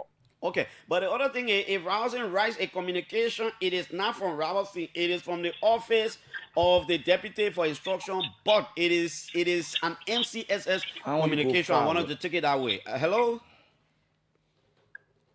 Good morning. Good morning, sir. Good morning, Clarence. And let me say good morning to Robertson. So I'm Delaney. I'm Ishmael J. Delaney. Yeah, Delaney. So I have been following the saga at the MCSS. And I personally placed a call to Robertson, but he said he cannot speak to me because they were in the staff meeting. So the Volunteer Teacher Association, they are saying that they are approximately about 600 plus. So they were able to absorb in the system the first batch. The second batch, which is the 280 some more plus, and that is where the biggest problem is. They were accepted by CSA, and then they got paid for December, and then January, but then February, that was when the head of MCSS, Mrs. Stevenson and Donald Robertson, said that they want to do re-verification. So those volunteer teacher associations, they say, okay, it's a good thing. But then at this time where we want to take our pay and the more other come to our end, they say you want to do re-verification. But then how long that you guys think you can do the re-verification? They say, we'll get back to you. So it took a long time, they did not get back to them. So they staged a protest. And then they were about to stage a protest. Robertson and his boss, they called them, they had conversation with them. They said it will take about 3 days for us to do re-verification. The 3 days are elapsed, and then even days go time, that was when they staged the second protest and they had a press conference. So you cannot be just put in your shoe. You were volunteer teacher for about 6 to 7 years. You have not been taking pay. You have been teaching based on passion. Then government have to absorb you in the system. Just within 2 months you took pay, the remaining month, then someone said they want to do re-verification at the time when the month already ends. When you decide to admitted, say the only hold is about the only hold is from MCSS. Okay, thank you. Let's go right here. Hello. Yeah, good morning. Yeah. Where I'm calling from Central Virginia. Let's hear you. What's your name? Where I'm Edward W. Shannon Jr. The studio says something which I call specifically to talk to. When you ask him, probably been calling. My brother, as I speak to you, I'm a classroom teacher at San Sarah Bagley Med Section. We haven't got I haven't gotten my US. Some of my friends, we are plenty, even for junior public school, right here where I live. The teachers are many there, they haven't gotten a US dollar. The US dollar component of the salary. Component of the salary. Some of them haven't gotten none at all. For how many months? Some people for January, some people for October, some people for December. It just kind of, I mean, it's just a lot. And what's about you? For me, that for January. You have not gotten, you only been getting the Liberian dollar component. I got a Liberian dollar component for January. Well, the US dollar, I didn't get it. And what's about February? Well, the February part, I got it. You got all 2. I got all 2. So it's less sometimes, you can get it, sometimes you can get it. But when you ask, they can say, what the problem? My brother, when at the ministry, for me, I went at the ministry told, as soon as you reach there, the guy down say, yo, go back. Which ministry? Part 40. Which ministry? There are ministries over there. At the Ministry of Education. At the Ministry of Education. Thank you. A classroom teacher, the men's or not, they can get a US or not, they can get it. Emmanuel, let's come back. Come back. First, so we can forget, I want you to address the issue about some of the teachers were verified by civil service. They were taking pay, and then out of a sudden, you and your boss say you want to do verification. It was good that they came with these kind of questions, and at the end of the day, they will understand rationality and thinking. I told you I work on the road for 25 years. I listen to my brother Charles Rao, and I will respond to all. Go ahead. Even in your home, CJ, when you hire someone to do a job for you, in 1-2 months, there is no pay for them, they will take the essay. In a classroom, you ask somebody to be volunteer teacher, 1-2 months, in the third month, getting anything, they will leave. There's a gap. So the most patient person to get to the finish line will be the beneficiary at the end of the day. Okay. The most patient person. I'm sorry that JRock have not taught spelling before, so he lack the understanding of what is being discussed on this radio. I knew he was from in. But the question the man asked is sensitive. It has nothing to do with everybody can be teacher. No, but listen, no. But the man, no, Rousing, myself coming. The issue JRock as his concern is a legitimate concern that you need to address. Forget about him being a teacher. So when your boss asks you to take a leave, yeah, they ask you to take leave. You're not the one that took leave by yourself. They say take leave. So they will not pay you. It was as a result of something. They ask you to take leave. Yeah. For investigation to be done. For how long were you on our leave? I'm coming for 3 months for the investigation to be done. So at the end of the day, in the wisdom of the Minister of Education, she said there's a need that we've launched an investigation. And the investigation led us to where we are. So what the next do you have any communication from the board that say we instructed him to do this, so you're paying?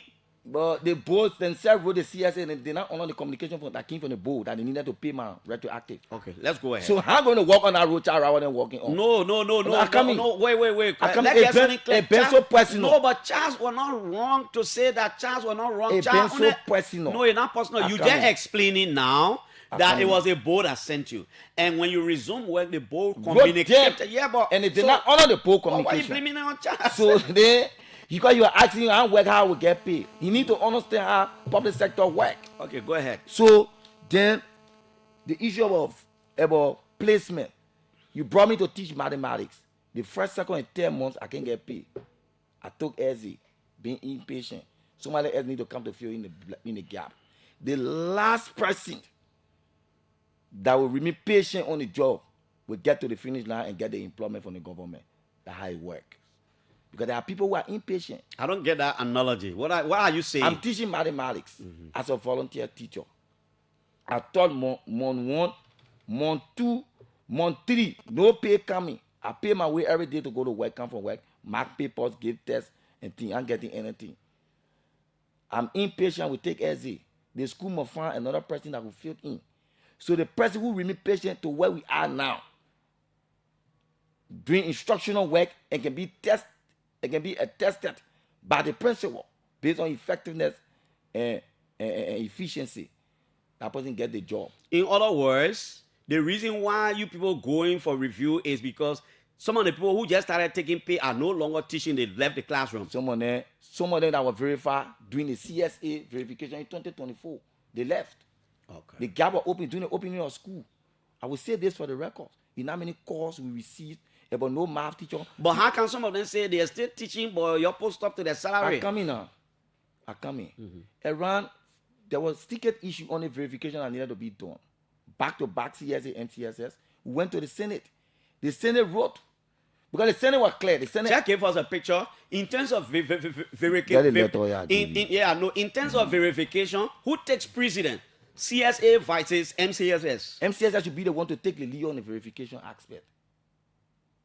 They were forwarding the report to the CSA for all work placement of the individuals on the payroll.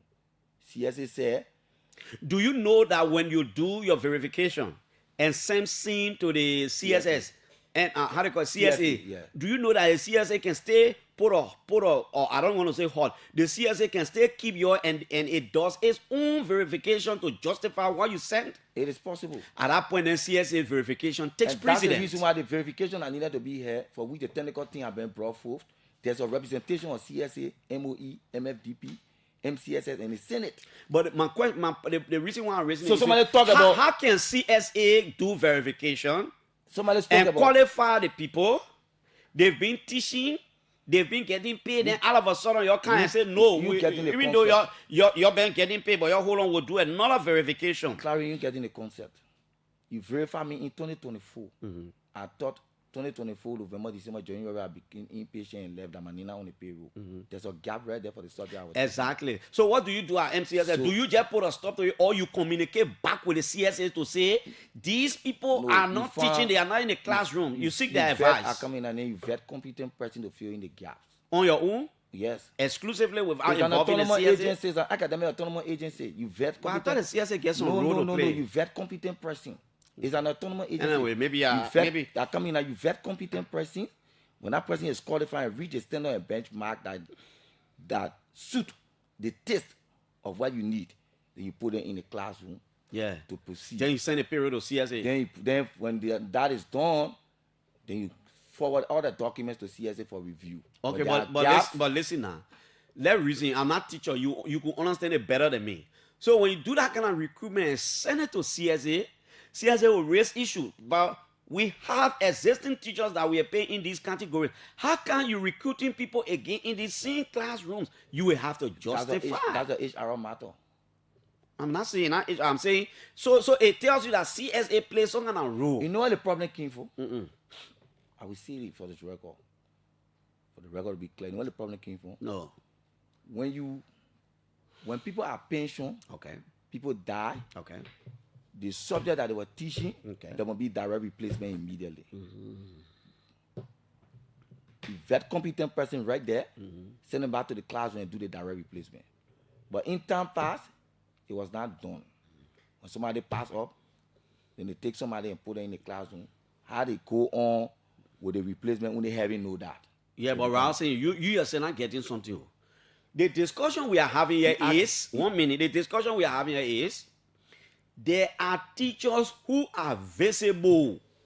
They are in the classrooms. They have been in the classroom and teaching. They have been getting their salary, government being paid, and they were vetted by both you and the CSA. They are still here. They are still teaching, but all of a sudden, you say you want to do another vetting or revetting, so you pull hot to that salary. Right. But meanwhile, they stay in the classroom. That is the issue. All right. There were 459 persons to verify. 208 was completed. They were left 251. 251 surfaced on the payroll without the approval of my boss. He knew nothing about it. When facing the finance minister, there's something I need not to say, but I will say it. We faced the finance minister along with the Mr. Desire, Dr. Joka. He told the finance minister in the face of my boss and my very self that is present here that indeed he knew nothing about the 251 that go on the payroll. Because the wage bill accelerated in January. So in the wisdom of the finance minister that is very passionate about the growth and development of the educational sector, he paid them for January and asked us to do immediate effect verification so he will get them on the salary, on the payroll. And they become gainfully employed with a letter of employment as a legit employee within the MCSS. Okay, my brother. So that was the breeding ground. Now somebody's asking that I wrote CSA. Do I have authority or mandate to arrest CSA to tell them say this and this and this? Am I the head of the entity? I think I made intervention in it. So how do you people, finally, how do you people intend to, okay, so you say the guys who are protesting at least. People need to understand the difference between appointees and civil servants. Somebody spoke that. No, I know. So the guys who were protesting now, you have made them to understand that there's no need for protest. We are processing whatever. But I just said it here. Okay. That the check moved to central bank for 3 days. Okay. The check got deposited on Thursday, Friday. Today's the last day. So there's no need to protest. There's no need to protest. So okay, Mr. Khan Robertson, what's your final message before you leave us? I did nothing wrong to Mr. Robert. Hey, my man, you and Charles, no, man, but when you get Stoney, you go talking, man. I come in. No, but the man, no, but are you not coming, Robert? Saying Charles Robert did nothing wrong. Charles was concerned. 1 minute, sir. 1 minute, sir. No, I'm coming. If you people get something on the side, don't bring it on the show. Charles Robert called. Charles said, how do you expect them to pay the man when the man himself said he was not working? Charles was quoting you. No. You said the boss sent you whom you were not working. Why did you expect to get paid? That was just the boss sent communication to pay my retroactive. So the Senate even asked CSA to pay me based on the position I bear as presidential nominee. Yeah, so up to now they yet to pay my money. So just did nothing wrong. Up to now, he need to understand these things. You don't have film on radio The because people say you are person. political person. They say the president, they say you too political to be an I'm MCSS. idealistic person. I'm an idealistic person. Are you still running I'm this a with knowledgeable person. Are you still running this with 12? I'm an astute policy person. Are you still running this I'm a with 12? seasoned educator. I paraded the corridor of Central Moral academic environment. Are you still running this? As far as Are you still running this with? Are you still running this with 12? Mr. Clarence Jackson, I am a young man that will always grow ambition. Moreover, do you still have one? Moreover, at the appropriate time, we'll speak out. Okay. We'll speak to our people. You're paying the man salary if you're getting it. Because We'll speak to our people. What you tell people that you know But what pay? at my level, at my understanding, with the connection between me and the young people of district number 12, and my parents in there, there are bigger opportunity for me as a young person. All right, but man. we consolidate at the appropriate The time. government will pay if they have money for you. Keep on trying. Thank you very much for coming. My man, keep on trying. Don't give up. Life is not easy, oh my friend. Life is not so easy to carry it on. You gotta keep on trying. To carry on. I know you can try. So very, very hard. But you got to be strong. And if you want to survive, you may be a rich man. You may be a poor man. We are just the same. One life, one blood. Sometimes it gets so hard for you. You even want to kill yourself. Don't give up, don't give up, don't give up. As long as there is life, just got to be whole. Keep on trying. One day, keep on trying. It's gonna be better. Keep on trying. La, la, la, la. Keep on trying. Anthony Stevens says, yeah. We used to be with Star Radio. Very passionate about journalism.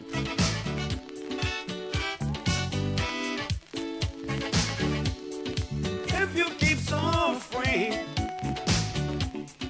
for so long, and there's nowhere to turn,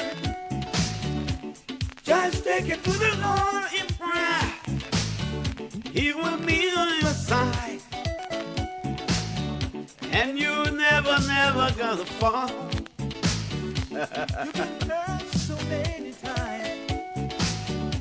You've been let down by all your friends. Don't lose your mind. Don't lose your mind. Keep trying so hard. Some pretend they love you when you hide, but when you're down, they laugh at you. Don't give up, don't give up, don't give up.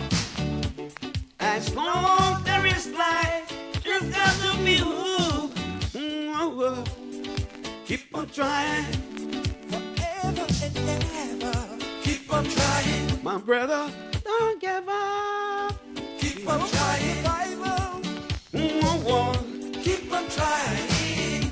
no matter how high it may be. Keep on trying. There's no easy way. Keep on trying. This is the OK Morning Rush. The best thing on radio about this town, in this town. My name is Piso. Coming up shortly, we'll begin the discussion with Anthony Stevens, a senior fellow, if not the editor, New Narratives. They do a lot of articles, you know. They've done one on trafficking in Liberia. We'll talk about that article. Oh yes, keep on trying. Something of the 80s. By the way, Anthony is a lawyer now. Keep on trying. Keep on trying. Keep on trying. Oh yes, my friends. Least we give up. I am told the Liberian government has written a very strong letter to the Economic Community of West African States, ECOWAS, officially drawing its attention to the slumber, if that's the right pronunciation, to the slumber bowler situation between Liberia and Guinea. I'm told the government has written a very serious communication, and there might likely be an emergency, an urgent ECOWAS summit with heads of state to sit at the table and discuss some of these issues. Remember, President Boakai flew to Guinea alongside retired Brigadier Julius Madabio of Sierra Leone. But it seems the problem has not been resolved, and so it is. Like I said, you can trust me on this one. You know, I don't intend to lie to you. We will send another team. We'll try to send the two guys back. We still need to go more into whatever it is, do a lot of other investigations into the Lofa situation as part of efforts to adequately inform our people. Because sometimes, take for example, look at what the fact checkers form. There are video of an incident that they say was happening at Losedi Kamara Hall. That is not true. They say it is a video that was firstly posted from somewhere else. Then the other video with people that resemble police officers. They say that one was posted somewhere in Tanzania. So sometimes people who watch Facebook and all these different videos, people scare people. They take something that have got absolutely nothing to do with Liberia, put it on their page or whatever, and put people under the pretense that, the Guineans now do this. We got to stop all these things. Our report is supposed to be based on facts, considering all the other implications, the security implications, and every other thing. We got to be sensitive with what we write, what we say, and how we say it, so as not to instill fear in our people. Attorney at Law, Stevens, good morning. You're a counselor now? I don't like to make mistakes. No, I'm not. You're a lawyer. You don't take anything for granted. I'm not. You're still an attorney at law? Yes, 1 year on now. Yeah, that's good. How are you? How is life, Tony? Every time I see you, I think about Star Radio. When I will come from Banga and I'm climbing that step, all those steps, and you are on the computer and you're asking, Clarence, did you bring audio and those kind of things? Well, thank you. You've taken my mind way back. But thank you. It's fun. Yes, Star Radio was the best then. Undisputed. Yeah. It's true. Undisputed. I like that. And the guys were like, Liberia Today, Star Media. Star Media, Liberia Today. Correspondent Clarence Jackson is on the line. Man, we have paid our dues, man. How is everything? How is New Narratives? We're doing great. We are quietly working, doing our job, working in the interest of the public. Thank you for inviting us to your show this morning. When we did tell you about the story, though you had said that it was difficult because you had already planned your show and the schedule was tight, being an alumnus of New Narratives. And that's where you flocked me. Yes. When I told you my schedule for today was tight, and then you responded and said, Clarence, beyond Star Radio being a partner institution, you are an alumnus of New Narratives and a fellow. Then it broke me down. Then I said, the guy, there are different things he won't turn on. He come and say, Procla will be listening, so let me just let it go. I just had to find a way to get you to be convinced. That was persuasive of you. Yes, I mean, you have to be persuasive, especially making the case about such a very sensitive subject. But thank you. Other colleagues agreed subsequently, but not today, to host us on all of this. Okay. So we are also grateful to them. Okay. I was told that you want to also talk a little bit about what New Narratives is all about. Exactly. That's where we're coming start. Give us a picture of what New Narrative is. What do you do? For how long have you been in Liberia? Well, we've existed for 16 years now. We are an investigative journalism organization, an American institution, and we are in parts of Africa at the moment. We in Liberia, Nigeria, Sierra Leone, and the Gambia. We are also in Ghana. There are plans to expand to other parts of the country, other parts of the continent gradually. The head of the institution is Prue Clark, a pioneering journalist, very passionate about journalism. You were once a fellow of New Yes, Narratives. exactly. I used to be a fan. And I'm very happy that I would say that New Narratives Fellows have made incredible impact everywhere they've gone. Whether they have left the institution and ascended to other positions in public or private broadcasting, they've made tremendous impact. And we are very proud of your work. So New Narratives is set by Prue Clark. It was an institution that was funded by two journalists, Prue Clark and Rodney C. They both co-founded New Narratives. Rodney is the managing editor of Frontpage Africa, of course. But seeing the need for the profession to excel beyond Kato, I mean, as we call it in the Liberian balance, where journalists will have to expect to be given money to do their work. They felt it was important to have an institution that would bridge that gap. But first, they had to win the trust of the donors. So when the idea was first birth or first came about 16 years ago, we were not as big as we are now. We had not expanded as we've done now.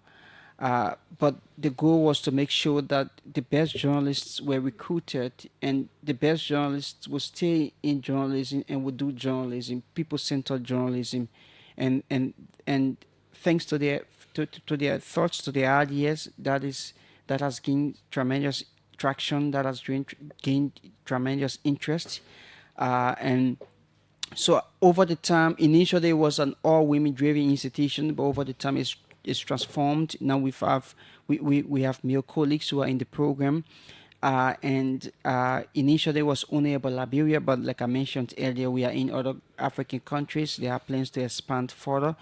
So we are funded by donors. The Swiss are our biggest donors. The Americans did fund us before, and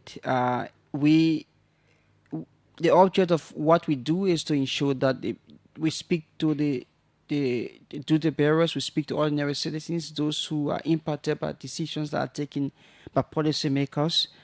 And we are glad that people are feeling the impact of our work. We are working quietly. We are not boastful about what we do. We allow our work to speak for us. Now, what are you interested in? What do you investigate? What do you go for? We report in every subject. We report on climate change. We report on women's rights issues. We report on issues about human trafficking, transitional justice. Every time when New Narratives is mentioned in gatherings, when we talk about transitional justice, they think we are the forerunners. A credit to Prue and Rodney for leading the way for that to happen. So yes, transitional justice largely has been about the push to establish a war and economic crimes code for Liberia, and we have done sensitive reporting on, like I mentioned, all other subjects. So it's people-driven issues, things that matter to the people, as we call it in journalism, human interest stories, stories that aren't really reported by other media outlets, stories that we report. We are not competitors. We complement the work of our partners, OKFN. So we do investigations. For example, we give the reporting to OKFN to air for us. We do same for front page, as with the story today that we'll discuss later on in this broadcast. And the goal is not to compete with you people. The goal is to complement what you do. So we'll do our investigations. We'll make sure we tell you that this investigation is being done by us, so that you don't also assign reporters to do the same stories. Exactly. And then you gave us the time to discuss them. We've been doing short videos, and a lot of people do love the short videos that we've been doing. But the stories we've produced, just summarizing in 90 seconds what the stories are all about, and of course the audience does have the chance to read or listen subsequently. Give us a picture of how the investigations are done. Do your reporters have to do a page? Do you have to send them to, if say for example, if I have to do a page and I wanted to investigate a story in Maryland, sign or whatever, do I have to go there, or do I just stay Monrovia and depend on my colleagues over there to send me information that I could also verify? How do you do it? Yes, of course. So the the object of the page think is for you to tell the editor that you have this idea about story that you want to do, but we do not allow the fellows to do what we call fishing expeditions. That they would just say, "I intend to talk to Clarence Jackson. He's based in Maryland County." When the reporter didn't speak to Clarence to at least do what we call pre-reporting, that is speaking to Clarence ahead of time. Clarence telling him or her about the situation that is at hand, and then that is put in on the document, because also we are on an obligation to make sure that everything we do is accounted for. So the page is part of, when the page is approved, I'll go back a little bit to talk about that subsequently, but when it's approved, we approve it with figures to say you get $200 based on what you explained to us that the story will cost to do, and then you get maybe $50 depending on where you're going, or how much you requested for, and based on our own assessment, because subsequently we have to show all of that to the auditors to say we pay this amount of money to Clarence Jackson, or to pay this, we pay this to Fatu or to somebody else, and this is what we did, this is the process, because it has to be accounted for. So the page is the idea of the fellow, of the reporter, saying what the story is all about, how they intend to do the story, who have they spoken to so far, how does that story affect the people that they want to report about. And out of that, you will have to speak to experts. Now we've added social media component, short videos. What are the shots you intend to get out of that? Okay. And then the amount you intend to use for that process, because we pay for that. You remember I said earlier, we try as much as possible to stop this concept, a culture of journalists taking money in exchange for stories that they do, because that does compromise your credibility. It does compromise your neutrality as journalists. Maybe the argument about neutrality could be a different argument altogether, but it does compromise your credibility.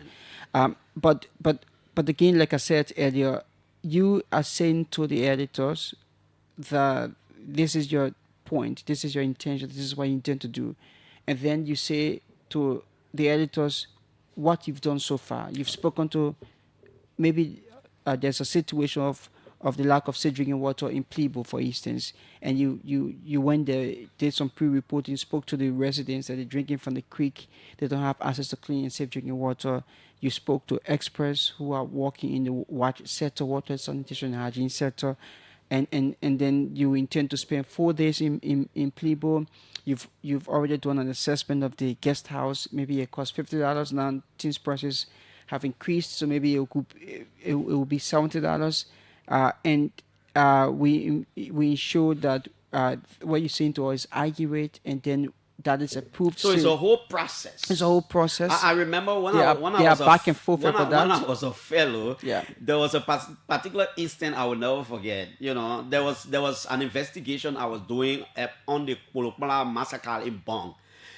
And just to get that 3.5 minute story out, it took me like 2 months, because I would send it through, send it one day, Anthony would send it back, they one day, they one. And at some point, I said, wow, one story, man.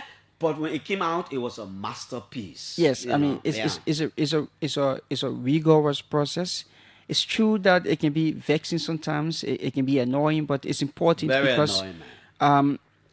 You have to get it right. Prove or not approve a page that is not correct. And we do not want to be seen as slandering anybody or maligning anybody's reputation. So everything has to be fast checked. I know, totally. And so the page is halfway the story. So once the page is done, the story is not going to be difficult to be done. Exactly. And just to conclude on that point, and then the payment is approved. We pay for your scratch card, we pay for your internet, we pay for your transportation, your hotel or guest house accommodation. And when the story is done, we also pay you for the story that you will do. So that is absent the expenditure, the money you get for the story you do. We try as much as possible to be fair and to be objective in our reporting. Okay, that's good. So let's talk about the article that's on. I think Front Page Africa is publishing it today, or has published it. The caption or the byline, whatever. How Liberia's traffickers stay free. What is this article all about? What is it talking about? But this is an investigation that we've been doing for close to a year. And good for it, you did this one. Yes. I see it. You did it. Yeah, So Pooh and I did this article. Yes, and it's an investigation we've been doing for close to a year, and it's about human trafficking. What there have been so many versions. Some people have said it's about QNet, but during our investigation so far, we've not established whether those who are accused are QNet agents. It hasn't been established, but we are still investigating as we report these stories. So first, I was at the Pinsville Magistrates Court in October of last year, but prior to then, I had begun investigating stories about some Liberians who were stranded in Sierra Leone.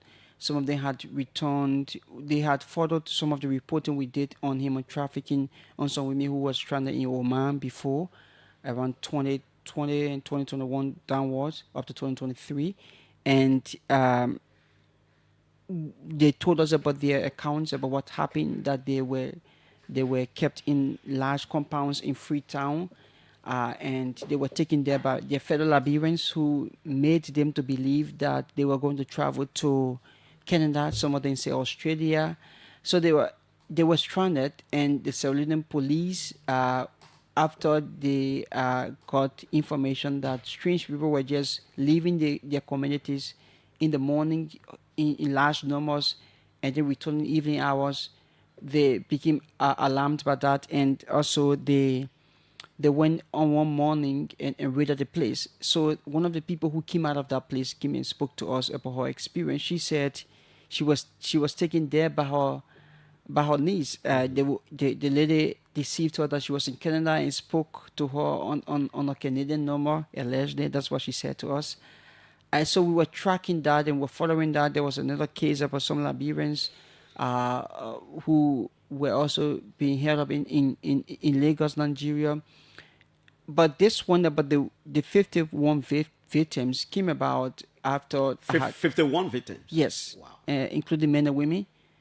You will be amazed when you get to finalize the details or to realize in the details that this happened right here in Liberia. It's not Sierra Leone, it's not Nigeria, it's right here in Liberia. 51 victims complained. They had been kept allegedly in a compound. They had been deceived by some of them, their relatives, some of them close friends, that there were opportunities for them to travel to Canada, to Australia, and they would earn $250 United dollars every day. Those opportunities were available according to them. Someone who worked as housemaids and all of that, but it ended up not to be true. It ended up to be that it was an all deception, and eventually what happened was they were right here in Monrovia. In Monrovia, yeah. Wow. Yeah. Some of them. So why people in Sierra Leone? Because there was a guy who came here, reported, and brought someone. So why people in Sierra Leone doing same? People right here doing same. Yeah, it's happening right here. I mean, like I said, we do not have any concrete evidence at this stage to say it's QNet. Mm-hmm. We did reach out to QNet, and QNet said they have got no link to the agents. They do not know them, and people have been using their name falsely for deceptive purposes. But back to the point I was making earlier, the victims said that they were lured and kept in large compounds. One of the compounds was close to the vice president's house. The current vice president, Jeremiah Kuhn, is just a few blocks from the vice president's house. There was a fence.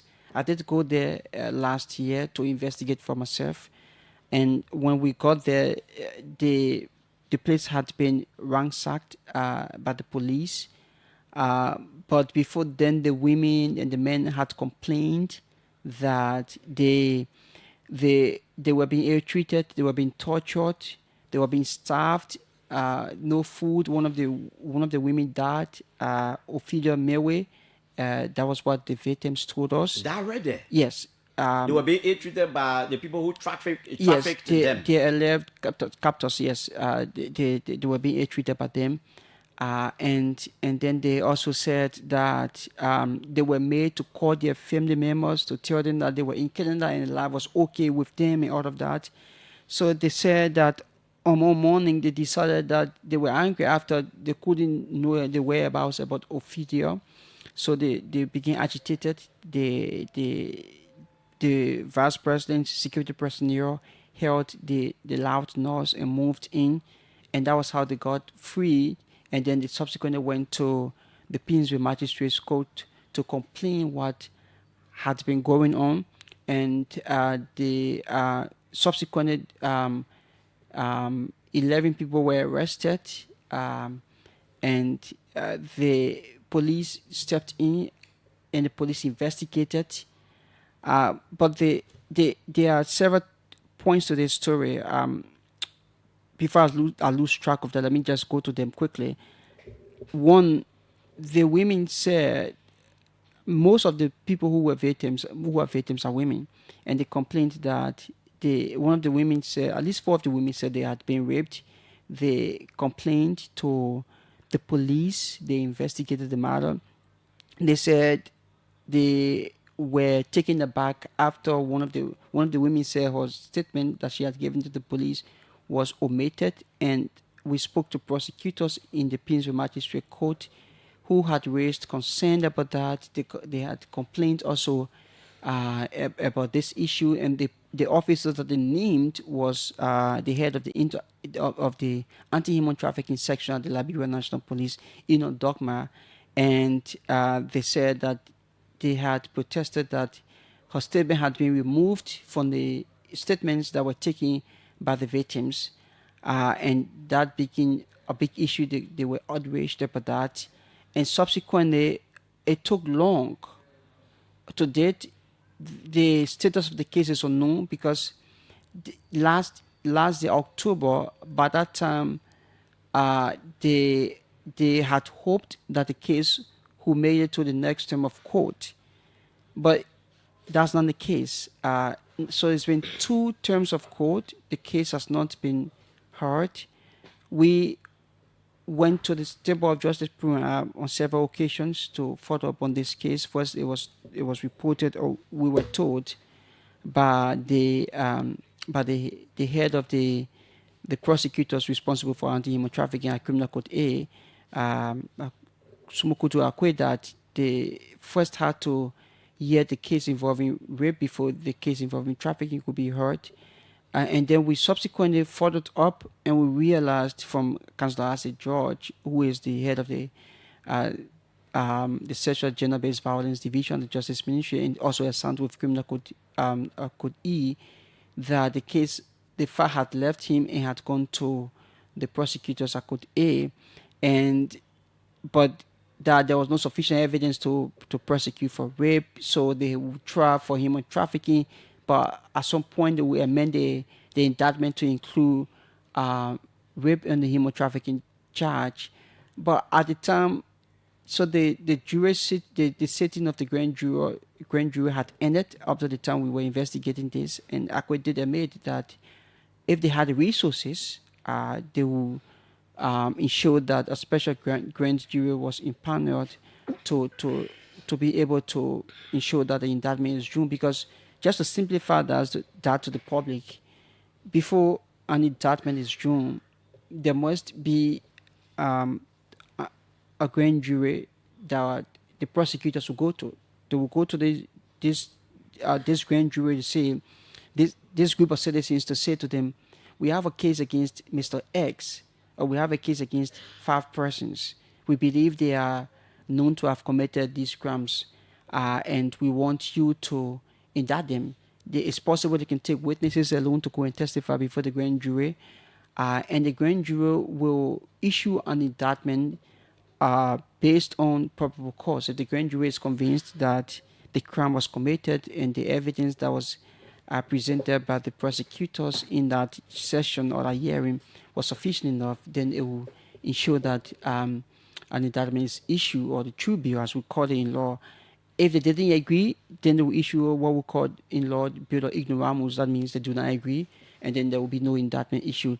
So up to the time we investigated the story, the grand jury sitting had elapsed. So if the state now, and the state, somebody will argue, should have all of the resources, if the state does want to ensure that this case is proceeded with, it would need to impanel a special grand jury. Okay. It Before you go ahead, provide that resource for maybe for you that can to just happen. mark that. I just want to find a few things for the benefit of the public. The people who kept these people wherever they were, are they Liberians? Secondly, in whose home were they? What happened to the owner of the compound or whatever? Well, from what we know from our investigation, they are Liberians, and some of the victims called names: Daniel Davis, Wo Gate, Preston Wonobe, so many of them, Maxine Wonobe, so many of them, their names were called by the victims, and the owner of the compound, I did reach out to her after the police raid had taken place. Okay. She said she had no knowledge of what was going on. Okay. The operators had gone to her to say they wanted a place to lease. It's like you're a business person. Okay, Somebody you're a comes business to you person, yeah. and says, well, I need this place. I just need to do my business. And then in the agreement with the person, you say, if it is established that you are here for any criminal activity, the agreement will cease to exist. So when I reached out to her, she said she had no knowledge. Well, when she was alarmed about that, that's how they got the police involved. So, of course, as of the time we spoke, the agreement had been terminated. And when I got to the fence was empty. And there was nobody inside. We got confirmation from sources, including prosecutors, that a raid had taken place by the police at the time we went there. What did your investigation say to you as of now? Where are they accused? Well, that's a very critical question because we do not know whether all of the 11 accused are in prison as of the time of this investigation. There are reports that some of them are out of prison, at least 3 of them. There are reports that all of them are there. So what we've been told is that, but also before somebody is released, there has to be a court record to show. Mm-hmm. Our review of the file shared with us by the prosecutors at Court A, credit to them, does not show anything about the release of the individuals. Okay. But of course, the women have complained that the alleged traffickers were released. And another thing that they said during the investigation was that I need to say quickly that they told the police during their statements to the police, based on our review of the records, that the lawyer for QNet or for the operators or those who were claiming to be agents of QNet was Bestman Jua, Councillor Bestman Jua. We did reach out to him. He said that's not true, and also senior police officer Dorman denied that he would do anything of such. But as there was against the victims we are not judgmental in our reporting. We put the facts out and allow the public to digest and understand it for themselves. So that's where we are regarding this issue. And of course, there are signs that the victims have already begun to leave, by the way. Some of them have been saying that they are frustrated because it's been long. To leave where? So the government, credit to them, placed the women in a safe home. Okay. And I'm not going to call the location for the safety of the women. Yeah, we don't have to. So they have been there, but the concern about the victims is that no justice. Or the prosecution is not taking place. The case has not been heard. That's what I'm saying. There's no prosecution of the matter. And at some point they did complain that the government had stopped providing food for them. And when we reached out, the senior official of the Labor Ministry confirmed, but then the person said that the government was going to ensure that was addressed. Subsequently, the women did confirm to us that the government did go back and provide them the food. But their main concern is that there is no justice for them. But Tony, what did your investigation really establish? Why is it taking long? Why is the case now on the docket? Because this is sensitive. This is human trafficking we're talking about. And right here in Monrovia, as a lawyer yourself, Yeah, I mean, What's happening? it's a question. It's a question that any a reasonable man who asks why up to now the case has not been proceeded with.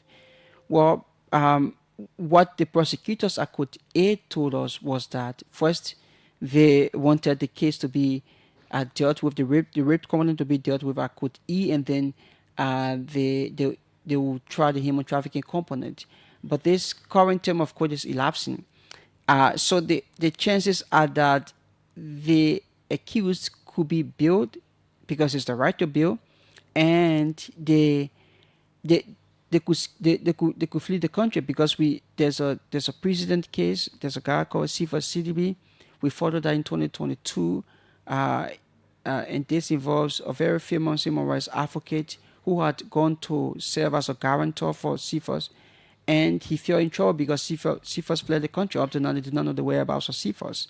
So it could very well be the case of these individuals. So what will happen if the indictment didn't take place after another term of court? Which will make it 3? Yes, but we're already into the second term that is going to be that will elapse now. So by the 9th of April, that this term of court elapses.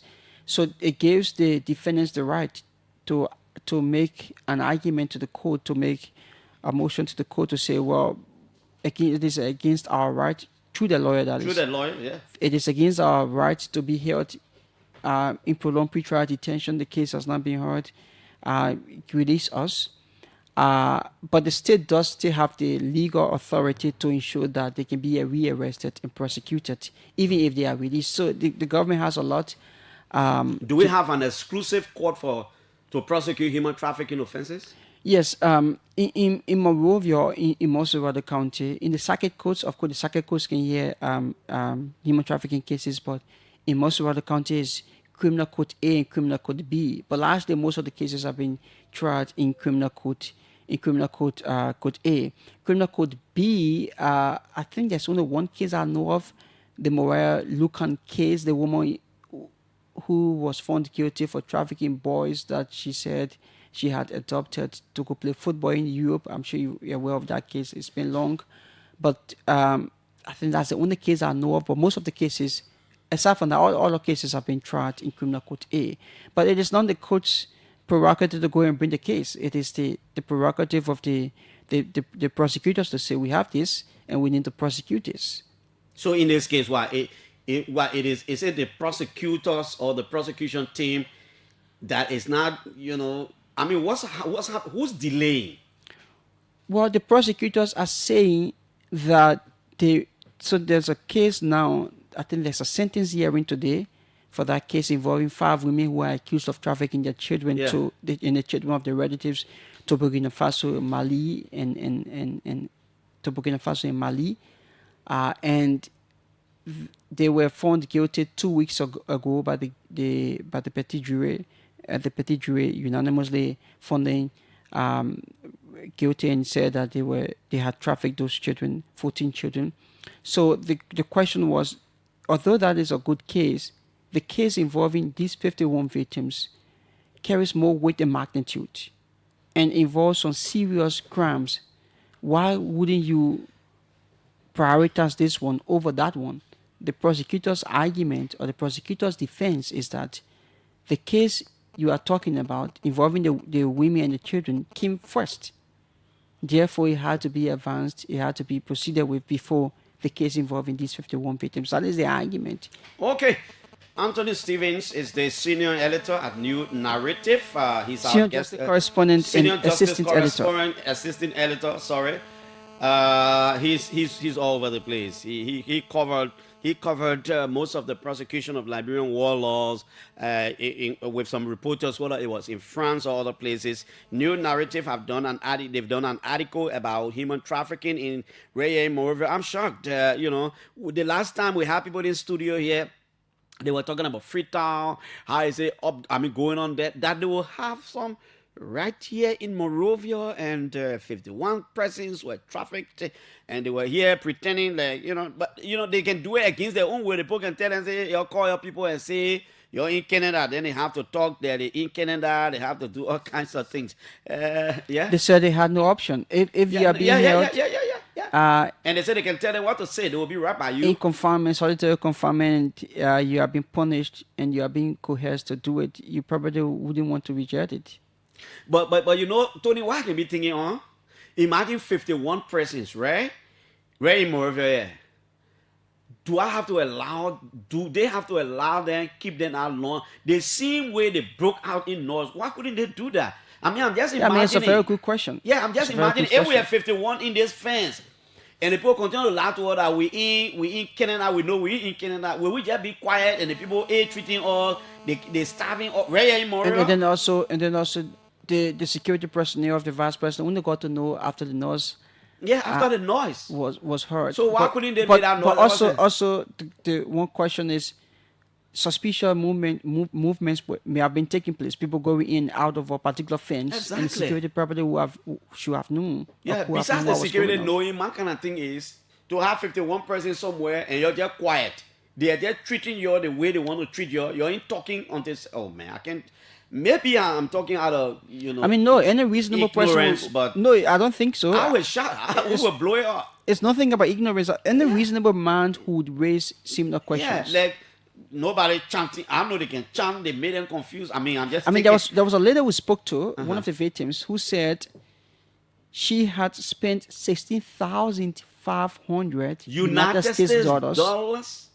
She had sold her properties. Her family had sold their properties. She had left her children behind with her relatives with the impression that she would send for them subsequently when she gets to Canada, and that all ended up in Moravia, not Canada. And she already in her fence? Yeah, she was in the fence. Yeah, Gosh. Shocking. Well, 0777-700-995-555-995-995. Let's take you. Good morning. Good morning. That's Clarence Jackson. Let me say good morning to the Big Brother studio. Let me commend you for starting. My name is Activist Martin Renner, and I do join you this morning from Boonja, West Point. And let me commend you, Big Brother, for your brilliant work this morning. In a much of my comments to you, I want to respectfully disagree with you, but first make my point. President Jackson, you see some of our advocates calling for a recent time on youth empowerment. Everywhere to take a close course of quality and look at those people that are affected, a vast majority of them are youth because they are thirsty, they are hungry for improvement in life. And I can believe that in fact they don't want to be treated like that, but some of them are carrying money from people and they are ashamed to go back to the community. Having said that, people, my disappointment here is you have been investigating this thing for 1 year now, and you fail to inform the public on who is the main mastermind of the Cajoling phone now. But Chief, wait. That's not how investigation. I mean, investigative journalism is not joke. It's not done out the way you think. Investigative journalism is not a regular thing. It takes time. It's not a joke. Because you want the product to come out so that there could be no question. I don't know what you call he could not inform people. They make him be investigating story and talking about it. As we speak, they are investigating another thing that I know about, but since they're not talking about it, I will not talk about it until they finish. Investigative journalism is not a joke. Hello? Yeah, Clarence. Good morning. Yeah, morning. Okay, so this is Johansson halfway. Yeah, Johansson. I call you from Papas. You know, you raise a concern saying 51% why they won't sponsor in noise and what have you. Yeah. Because, take for example, if those affected people living in various communities, some of them got, took money from people, credited money, family, people went at the extreme, and, in making sure with the hope that, they are traveling. So when you finish going through all that thing, then somebody can throw you and put you in one room to leave from there, go in the community. Your thinking will be, how will your face be? What will be to return? How will you solve that problem? So some of them patiently, they were just in there. But Johansson, the other side is, if you secretly go back in the community, the person might think you just took that money and you were just bluffing, eating that money around. But the other side is, If you raise alarm and cause a noise and police can arrest all of you, then the person will also believe that you took their money with good intention, but it ended the way it ended. Yeah, so if you went there with and the post that you in that, the guys can create number. So sometimes that number, if the guy that number can just it will appear that you see Canada, the number will appear. I have encountered that before. So like the man will be here, so that he call you for Ghana number, and you see Ghana appear. I don't know how the guys can do that thing. And you know they were at the verge of, they were trying to convince somebody, and the person was trying to get money from me. So we're only back and forth and what have you. So these are some of the reasons, you know, something. But actually, I appreciate the man in Stilo, who is the investigative journalist, because the more we talk on these things, our people will get informed. I think, yes. But guess what? Sometimes the more we talk, the people still getting entrapped. Good morning. Good morning, Julius. Clarence here. This is Edwin G.V. Cannon, popular new achievement. I want to say good morning again to my brother and friend. And I want to say thank you for his good work, especially when it comes to world justice. Currently, we are in a serious problem when it comes to these things, especially for we that have traveled around the world. Sometimes we tell people these things, they don't believe it. As I'm speaking to you right now, one of my friends is tracked into this thing. I talked to her. In fact, she wanted to put me into it. I showed her all of my stamp in my visa in my book, and she could not stay to it today. She in it. And what happened is that some of them, Clarence, they charm them. And some of them, they are ashamed because they are stolen from their parents. They are stolen from other people here. One other girl I know that is in Guinea right now, she sold her family and took everything she is in Guinea. There is no way she can come back now because she has to, cajole other people and other things she is in it. It's a serious thing. The government need to make a way, to see how best we can put stop to these things. And sometimes travel business people make it so secret, Yeah, that's true. A lot of people talk that. Hello? Morning, Clarence. Yeah? My name is Daniel Fidia. I call you from District 10. Yeah, Daniel. Clarence, this thing is serious. I want to appreciate your studio guest. I was actually invited by those QNet guys. They are right now at JRock Market. There's a place at JRock Market. There's a fence. When you get to JRock Market, you look on the other side. There's a small dusty road going in there. Their fence is right there. They invited me, and they are using, even small boys, small girls. They invited me. The boys didn't know that I've been through, their test because somebody invited me before in 72nd. But then I went there. As soon as I get there, the man said I should wait. So while we were in the living room, I knew already what was coming to happen. So they say I should go inside. As soon as I went inside, and then they started to do that thing. I said, okay, please, I'm going to school, so I don't have no time. And all those people were the place where we were sitting together. I think we were 4, and they with the teacher make it 5. As soon as I was going to class, the whole class, the whole teaching he was doing, and so everybody wake up. As soon as I wake up, I say, but how do you guys can ask? So the real Clarence is real. When I don't know what the security doing, boy. Okay, it's real. Hello. Yeah. Good morning. Good morning, Clarence. Good morning. Yeah, I'm Gaga Augusto, and I call from District 10. All right, Gaga. Clarence, that thing makes me one lady that I've been doing. I will not call her name. She must have been funny for almost 6 years. One time she just said me, so when I found tears, Gaga, I said, yeah. She said, we come and get ready for a while. So what happened?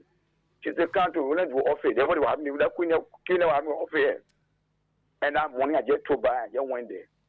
When I went, I just met other people from other countries, that police, even students that bring in a group, and they just get all kind of posters on the wall, some city and things, some PPT, they on it. And they say when I buy 2 watches for $2,000, I will get rich. And every 2 weeks they will give me the $5,000, $500 you. I say, that's what they get call me here for. So I just call up from all, I apply for no more, and I don't go around with it again. Okay. Final caller, man. Hello. Good morning. Good morning. And good morning too, my friend. Good morning. This is Derek. Good morning. Go ahead. Morning. Go ahead, Jerry. Are you there? We lost Jerry. Good morning. Good morning, Clarence. Good morning. Let's hear you. Piso. Okay, Kolo Alpha for Cardwell. All right. Clarence, myself, that queen, they stay around. They say it's this country. You guys almost missed me just by because of God. Somebody left me quickly. Can you imagine, brother? How do you say go sell land or be a land deal or whether it can be money? Then I tell you, brother, can you imagine that you travel? Just hold it on. No, man. Okay. Is there somebody from QNet? Do you want to participate on the show? Yes, of course. A victim of QNet, right? Yeah. Yeah. Call your name and let's hear you. I don't like to call my name. All right. Even though I can see your name, but I will not call it. Go ahead. Yeah. First, I want to extend my appreciation to Anthony Stevens, who has been, into the case for almost like a year now, because we started since August in the case, and we started from the Piso town hall court, and since that time he's been following, and I think he's one of those who have, actually been even pushing us to this year, because we didn't do it, and there have been no understanding since we left from the Piso town hall court and the case of. So you are one of the victims. Yeah, I'm one of the victims. Where did they recruit you from? I actually came from Nima. Who recruited you? Who called you that moment, that fateful day? Preston Govray. It was his name he was using, and he was popular. But a real name he attended school is calling Preston Logan. So it was like, so he's like your friend. Yeah, he was my friend. He called you and said they were in Canada. Yeah, so he called me on an opportunity for us to travel to. Okay, so let me ask you, because I was asking, so how come all of you were in our compound and you allowed the people were just using you couldn't bounce grammar, you couldn't speak out? Imagine we were then tortured, and in that place, imagine you have already lost everything you had, like you ever depended on. You left a family back there with him after you finished maybe selling your houses or your properties on go, even when I started selling a pogo farm and other things. You see, then the boss tell you that you have to, remain here until we can settle about everything before you go. And they force you to call other people. Now, if you call so person, you will be, making money. And besides that, you will go. So wow, so all the time they made out to call people, you people were still trusting them? Not really that we were trusting them, but we were being tortured. If you don't do it, you were sitting in the sun for 3-4 hours, and even the food that you surrounded. So you were staying in the sun in our compound right here in you were staying in a compound right here in Montreal. All of you, one day you couldn't say, look, today we open a compound, we're getting us out. Those people they were in number too. They were in number, and some of our sisters and brothers too. That means the fear was there. Yeah, the fact that if you're losing your money again, thinking about, Okay, let me take another female victim. Let me take her very quickly, even though we don't have time again. Don't call your name if you don't want to. Hello? Hello? How are you? I'm fine. I am told you one of the victims. Where did they recruit you from to? From Nima. Who called you that fateful day? Who called you? My cousin. Your cousin called you and she said she was in Canada. Yeah, he said he got opportunity for him to go to Canada for study. Did your family have to sell anything to get you here? Yes, my father sold a palm machine. Wow. But while all of you were right here in Montreal, they were treating you like that. You people could not come together and say, from today we're breaking the door or we'll cause some kind of noise. They said we get 6 months there to process all the documents. Within our 6 months, we should call you, going alone. We'll call your boyfriend to go along with you. Now, what my son told me I'm going as couple, and should call my boyfriend, any of my boyfriend for us to go. They can hold your phone for you. They go through the phone. When they see all of them, they say they person that who to you, they person that who to you. Then when you call the person, you don't have to go alone. The work you're going to, you will be working, be going to school. You have to go responsible. And what my son told me. So they made you comfortable. They made you believe that, look, we're here until 6 months. After 6 months, we'll leave from here. Yes, that's why he told me. And when I told him I get no money, I ain't start punishing me. Hold my phone for me, say you get no more photo in the phone, and he say you get no more. When you not get no more to call, I will punish you. What punishment did they give you? You will need that. Sometimes you drink water, 5 bag of water. Sometimes they tell you to position, they get. Anthony see know that all that thing will show it to him. They get something and say position, you will do it. When you not do it, then wish me ready to call. When you say you get no matter to call, you will position or you drink water. Did anybody exploit you? Is there anything you want us to know like that? Or did anybody exploit any of your female friends that you know? Everybody get out on a story. What's about you? Yeah, my own explaining. Okay. All right. Thank you. Anthony, thank you. At least we're able to talk to. Okay. So they make them to believe that, look, we're here for 6 months. After 6 months, we'll leave. But in your one, you got to call your boyfriend or you got to call your girlfriend because the money will be plenty. And yes. I just wrap up. Yeah. I just want to wrap up quickly, but this is, I know I'll respond to a few things that some of the callers said, but we don't have the there's time a point today. on bribery that came up in the story. So the victims told us that they were told by Daniel Davis, one of the leaders of this group, that their lawyer is Councillor Bestman Dwa. I think I mentioned him earlier. And that they also said that they were told that Councillor Dwa is earning $500 every week from them. Councillor Bestman Dwa did deny the allegation. And also they did say also that there was a bribe offered to one of the prosecutors, $7,000. I saw you in the story. Yes, to one of the prosecutors by Councillor Dwa, and he also denied the allegation as well. So I want to thank you for the opportunity. I want to thank those who have called. Yes, we are still investigating. There are several angles to this. The groups have different names: Infinite Millennium, Billionaire Club. I'm sure the Justice Minister appeared last year and talked about that as well, that the government was investigating. Okay, Anthony, a co-editor of New Narratives. We had him here today talking about one of their newest articles in Front Page Africa. You can grab a copy and read. My name is Piso. Tomorrow we'll be here. Until that time, thanks to Blessing Nimler, who's back on base. Bye-bye. Thanks to all of you, man.